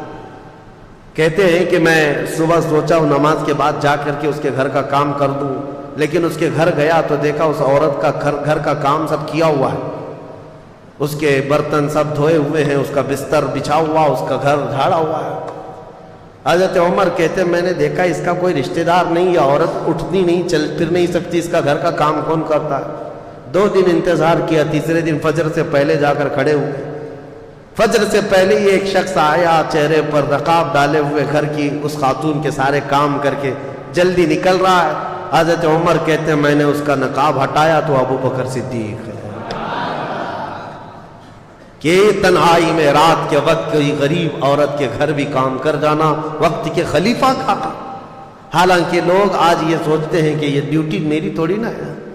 صدیق اکبر رضی اللہ تعالیٰ عنہ راتوں کو سوتے نہیں، یہاں تک کہ حضرت عمر کہتے ہیں ایک مرتبہ میں سنا تھا کہ حضرت ابو بکر جنگل میں کسی کو کھانا کھلا کر آتے تھے، میں بھی ان کے انتقال کے بعد، حضرت ابو بکر کے انتقال کے بعد توشہ دان لے کر کے جنگل میں گیا، ڈھونڈتا رہا، کوئی ملا نہیں۔ شام ہو رہی تھی، مجھے ایک جگہ سے کسی کی آواز آئی، پہاڑ کی ایک کوہ میں کوئی شخص بیٹھا اللہ اللہ کہہ رہا ہے۔ حضرت عمر کہتے ہیں میں گیا، جا کر دیکھا تو اس کے ہاتھ بھی کٹے، پیر بھی کٹے، آنکھوں سے اندھا بھی، ایسا ایک دھڑ پڑا ہوا ہے لیکن بول رہا ہے۔ حضرت عمر کہتے ہیں شاید اسی کو ابو بکر کھلانے کے لیے آیا کرتے، مدینے سے یہ جنگلوں کی وادیوں میں آ کر تو شادان لے کر کھلاتے۔ حضرت عمر کہتے میں بھی اس اندھے آدمی کے پاس بیٹھ کر روٹیاں سالن میں ڈبو کر کھلا رہا تھا۔ اس نابینا نے پوچھا ہے آنے والے کیا ابو بکر کا انتقال ہو گیا؟ حضرت عمر کہتے ہیں وہ اندھا تھا، میں نے اس کو کچھ کہا نہیں تھا، میں نے بات بھی نہیں کی تھی۔ میں نے پوچھا تجھے کیسے پتا کہ آنے والا ابو بکر نہیں کوئی دوسرا آیا؟ وہ اندھا کہتا ہے اس لیے کہ ابو بکر کو معلوم تھا میرے منہ میں دانت نہیں، وہ روٹی اپنے منہ سے چبا کر میرے منہ میں ڈالتے، اور تو نے پوری روٹی میرے منہ میں ڈالی تو سمجھ میں آ گیا کہ آج کوئی نیا آدمی آیا ہے۔ حضرت عمر کہتے ہیں اس دن میں کھڑا ہوا کہا اللہ کی قسم پوری زندگی بھی لگا دوں تو ابو بکر کے آگے نہیں بڑھ سکتے، صدیق اکبر کے آگے نہیں بڑھ سکتے۔ حضرت عمر یہ کہتے بھی تھے حضرت ابو بکر سے کہ ابو بکر میری زندگی کی پوری نیکیاں لے لو، پوری نیکیاں لے لو، وہ ایک رات مجھے دے دو جو غار ثور میں رسول اللہ کے ساتھ گزاری تھی، وہ ایک رات دے دو۔ وہ ظاہر سی بات ہے میرے عزیزوں، صدیق اکبر ہجرت کے وقت ساتھ ہیں رسول کریم صلی اللہ تعالیٰ علیہ وسلم۔ جہاں حدیثیں آج بھی اٹھاؤ، بخاری شریف مسلم شریف حدیثوں میں آپ پڑھیں گے کہ رسول کریم صلی اللہ تعالیٰ علیہ وسلم فلاں جگہ تشریف لائے، ابو بکر ساتھ میں تھے، عمر ساتھ میں تھے۔ پہاڑ پر گئے احد پر، رسول اللہ اور ساتھ میں ابو بکر تھے، عمر تھے۔ جہاں جہاں دیکھو حدیثوں میں ابو بکر ساتھ ہیں، عمر ساتھ ہیں، یہ حدیثوں میں موجود ہے۔ اور صدیق اکبر رضی اللہ تعالیٰ عنہ کا زمانہ خلافت پورے مدینے والوں کے لیے ایسا خوشگوار زمانہ تھا۔ ٹھنڈیوں کے دن آئے، جاڑے کے دن تھے، صدیق اکبر رضی اللہ تعالیٰ عنہ نے ٹھنڈے پانی سے غسل کر لیا، جاڑا لگ گیا، سردی پکڑ لی۔ ربیع الاخر کا مہینہ تھا اور اسی جاڑے کی شدت نے آپ کو ایسا کمزور کر دیا، اتنا کمزور کر دیا کہ آپ مرض الموت میں آ گئے، موت کی بیماری، بستر پر آئے۔ لوگ آنے لگے، اس وقت آپ سے بھی یہ کہا گیا کہ آپ کسی کو جانشین مقرر کریں، تو آپ نے صرف یہ کہا تھا کہ عمر سب سے بہترین شخص ہیں، تم چاہو تو منتخب کر لو اپنے اعتبار سے۔ صدیق اکبر رضی اللہ تعالیٰ عنہ 13 ربیع الثانی 13 ربیع الاخر کو اس دار فانی سے کوچ کر گئے، وہ اس دنیا سے پردہ فرما گئے، لیکن یہ وصیت کر گئے تھے کہ اے میرے لوگوں، اے میرے ساتھیوں، مجھے غسل دینا، کفن پہنانا، میرا جنازہ تیار کر کے رسول اللہ کے حجرے کے سامنے رکھ دینا، اور اجازت لینا، اے اللہ کے رسول آپ کا دوست آپ کے ساتھ دفن ہونے کی اجازت چاہتا ہے، اگر اشارہ مل جائے تو مجھے حضور کے ساتھ دفن کر دینا، اور اجازت نہ ملے تو جنت البقیع میں عام مسلمانوں کے ساتھ دفن کر دینا۔ سوچو میرے عزیزو صحابہ کا عقیدہ کیا تھا۔ حضور کی وفات ہو چکی، حضور کی قبر کے پاس جا کر حضرت ابو بکر کہتے ہیں اجازت لینا، اور صحابہ نے بھی یہ نہیں کہا کیسے ہم اجازت لیں گے۔ پتہ ہے چلا صحابہ کا بھی عقیدہ وہی تھا، تو زندہ ہے واللہ، تو زندہ ہے واللہ، میری چشم عالم سے چھپ جانے والے چمک تجھ سے پاتے ہیں سب پانے والے، میرا دل بھی چمکا دے چمکانے والے۔ صدیق اکبر رضی اللہ تعالیٰ عنہ کی وفات کے بعد، آپ کی غسل کے بعد، تکفین و تجہیز ہونے کے بعد، حضرت عمر فاروق نے آپ کی نماز جنازہ پڑھائی۔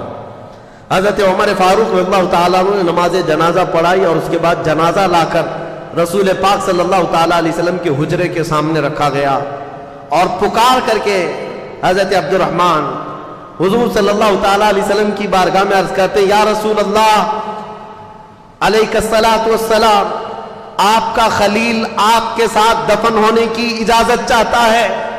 ابھی صحابہ موجود تھے، وہ باہر کھڑے ہو کر عرض کر رہے تھے، اچانک حجرے رسول کے دروازے کی چٹخنی کھلی، دروازہ خود سے کھل گیا، آواز آئی ادخل الحبیب الی الحبیب، حبیب کو حبیب کے ساتھ داخل کر دو۔ صدیق اکبر رضی اللہ تعالیٰ عنہ کو باضابطہ اندر داخل کر کے حضور کے پہلو میں، جہاں سے حضور کا شانہ شروع ہوتا ہے، قبر بنائی گئی، لحد بنائی گئی، اور صدیق اکبر رضی اللہ تعالیٰ عنہ کو اس قبر انور میں دفن کیا گیا۔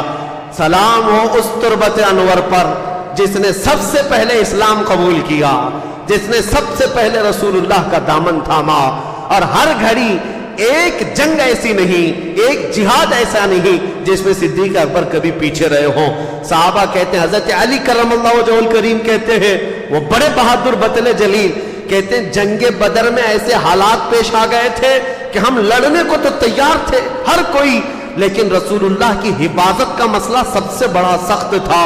سب صحابہ اس سے ڈرے ہوئے تھے کہ صحابہ میں سے کون ہے جو رسول اللہ کی حفاظت کے لیے کھڑا ہوگا، کیونکہ اگر ان کے ہوتے ہوئے حضور کی تک ایک تیر بھی پہنچ گیا تو صبح قیامت تک اس صحابی کا نام لیا جائے گا۔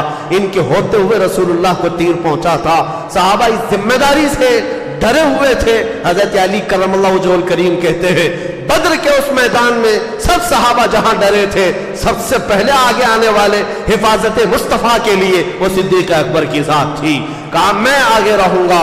حضرت ابوبکر صدیق بدر کے میدان میں حضور کے محافظ بن کر ڈیفنس کے طور پر ایسے کھڑے تھے۔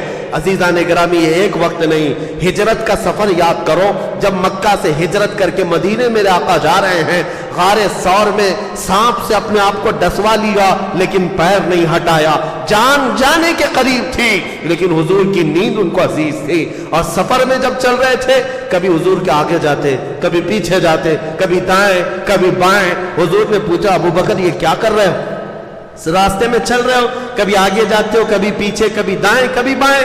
صدیق اکبر کہتے ہیں یا رسول اللہ دشمنوں کے حملے کا مجھے خوف ہے، کبھی تیر سے ادھر نہ آ جائے، کبھی ادھر سے تیر نہ آ جائے، کبھی ادھر سے نہ آ جائے۔ بار بار ڈر کر کے چاروں طرف حضور کے گھومتے تھے کہ کوئی تیر آئے تو حضور تک نہیں، پہلے مجھے لگ جائے۔ حضور کی حفاظت کا اس قدر خیال کرنے والا مسلمانوں کا عظیم خلیفہ، اور پھر جانتے ہو مدینہ قریب آ رہا تھا ہجرت کے وقت، ان کی وہ ادا مجھے بڑی عجیب لگتی ہے، بڑی بھا جاتی ہے، کسی کی سوچ وہاں تک نہیں جاتی۔ حضور کے ساتھ صدیق اکبر آ رہے ہیں مدینے میں، مدینے والے بے تاب تھے، بے قرار تھے حضور کا استقبال کرنے کے لیے، پورے اونچے ٹیلے پر کھڑے ہو گئے تھے ثنیۃ الوداع کی گھاٹی میں، بچیاں ہیں، جوان ہیں، بوڑھے ہیں، حضور کی ایک جھلک دیکھنے کے لیے کھڑے تھے۔ اور جب ابوبکر صدیق اور رسول اللہ مدینے کے قریب تر آنے لگے، صدیق اکبر نے کیا کیا؟ اپنا جبہ اتار دیا، اپنا جبہ اتار کر کے اونچا کر کے رسول اللہ پر سایہ کرنے لگ گئے، حضور صلی اللہ تعالیٰ علیہ وسلم پر کپڑا اس طرح سایہ کر کے چلنے لگے۔ پورے سفر میں تو یہ نہیں کیا، مدینہ دکھنے لگا تو جبہ اٹھا کر سایہ کرنے لگ گئے۔ حضور نے پوچھا اے ابوبکر یہ کیا کر رہے ہو؟ صدیق اکبر کا ایمان دیکھو، کہتے یا رسول اللہ مدینے والے نئے لوگ ہیں، ابھی انہوں نے آپ کو دیکھا نہیں، کہیں انجان میں مجھ جیسے غلام کو وہ رسول نہ سمجھ لیں، میں اپنا جبہ اٹھا کر آپ پر سایہ اس لیے کر رہا ہوں تاکہ دنیا ہمیشہ پہچانے غلام غلام ہوتا ہے، رسول اللہ کے ساتھ یہ چل رہا ہے۔ میرے عزیزوں، صدیق اکبر کا یہ ایمان، یہ جذبہ، یہ ہزاروں فضیلتیں ہیں۔ میں آج ان کی خلافت کا اصل دور، ان کی خلافت کی فتوحات عرض کرنے آیا تھا۔ تاریخ خلافت جس دن سے قائم ہوئی اور ان کی وفات تک 2 سال 3 مہینے 4 دن، یہ ایسا سنہرا دور تھا کہ آج بھی تاریخ میں رقم ہے۔ اپنے تو اپنے، غیروں نے بھی اس کا اقرار کیا ہے۔ ابو بکر اور عمر جیسی خلافت دنیا میں دیکھی ہی نہیں گئی ہے۔ حضرت ابو بکر صدیق رضی اللہ تعالیٰ عنہ کی وفات کے بعد جو حالات پیش آئے میرے عزیزوں وہ بہت عظیم حالات ہیں، کیونکہ حضرت عمر کا دور آنے والا ہے۔ لیکن اتنی بات میں عرض کروں گا، صدیق اکبر کی خلافت کا دور ختم ہونے کے بعد ہماری تقریر آج اس بات پر ختم ہوتی ہے ایسے نکمے ان کو کیا خراج عقیدت پیش کرے۔ آج مجھے افسوس ہوتا ہے ان بدبخت کیڑوں پر جو صدیق اکبر پر انگلی اٹھاتے ہیں، کبھی ان کی خلافت پر، کبھی ان کی سیادت پر، کبھی ان کی امارت پر۔ یاد رکھو آج لوگ کسی نہ کسی طرح تمہارے محلوں میں داخل ہو کر کے الگ الگ شوشے چھوڑ رہے ہیں، ان کا پہلا نمبر، ان کا پہلا نمبر نہیں۔ رسول اللہ کے بعد پوری امت میں سب سے افضل کوئی ہے وہ صدیق اکبر کی ذات ہے۔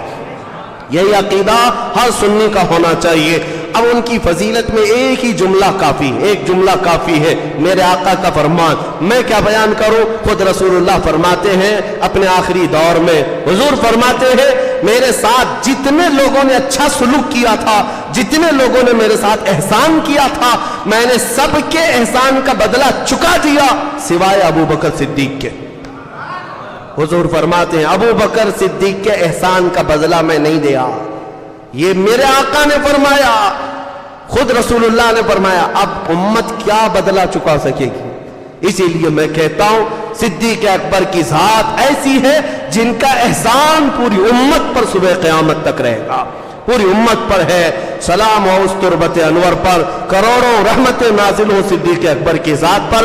مولا کریم تیری بارگاہ میں دعا ہے, یہ چند مسلمانوں کی سنی صحیح العقیدہ جماعت تیری بارگاہ میں دعا یہ کرتی ہے کہ مولا گمراہ عقیدوں سے ہماری حفاظت فرما, اور قیامت کے دن جب ہمیں تو اٹھائے تو صدیق اکبر کے ساتھ رسول اللہ کی جماعت میں حشر فرما.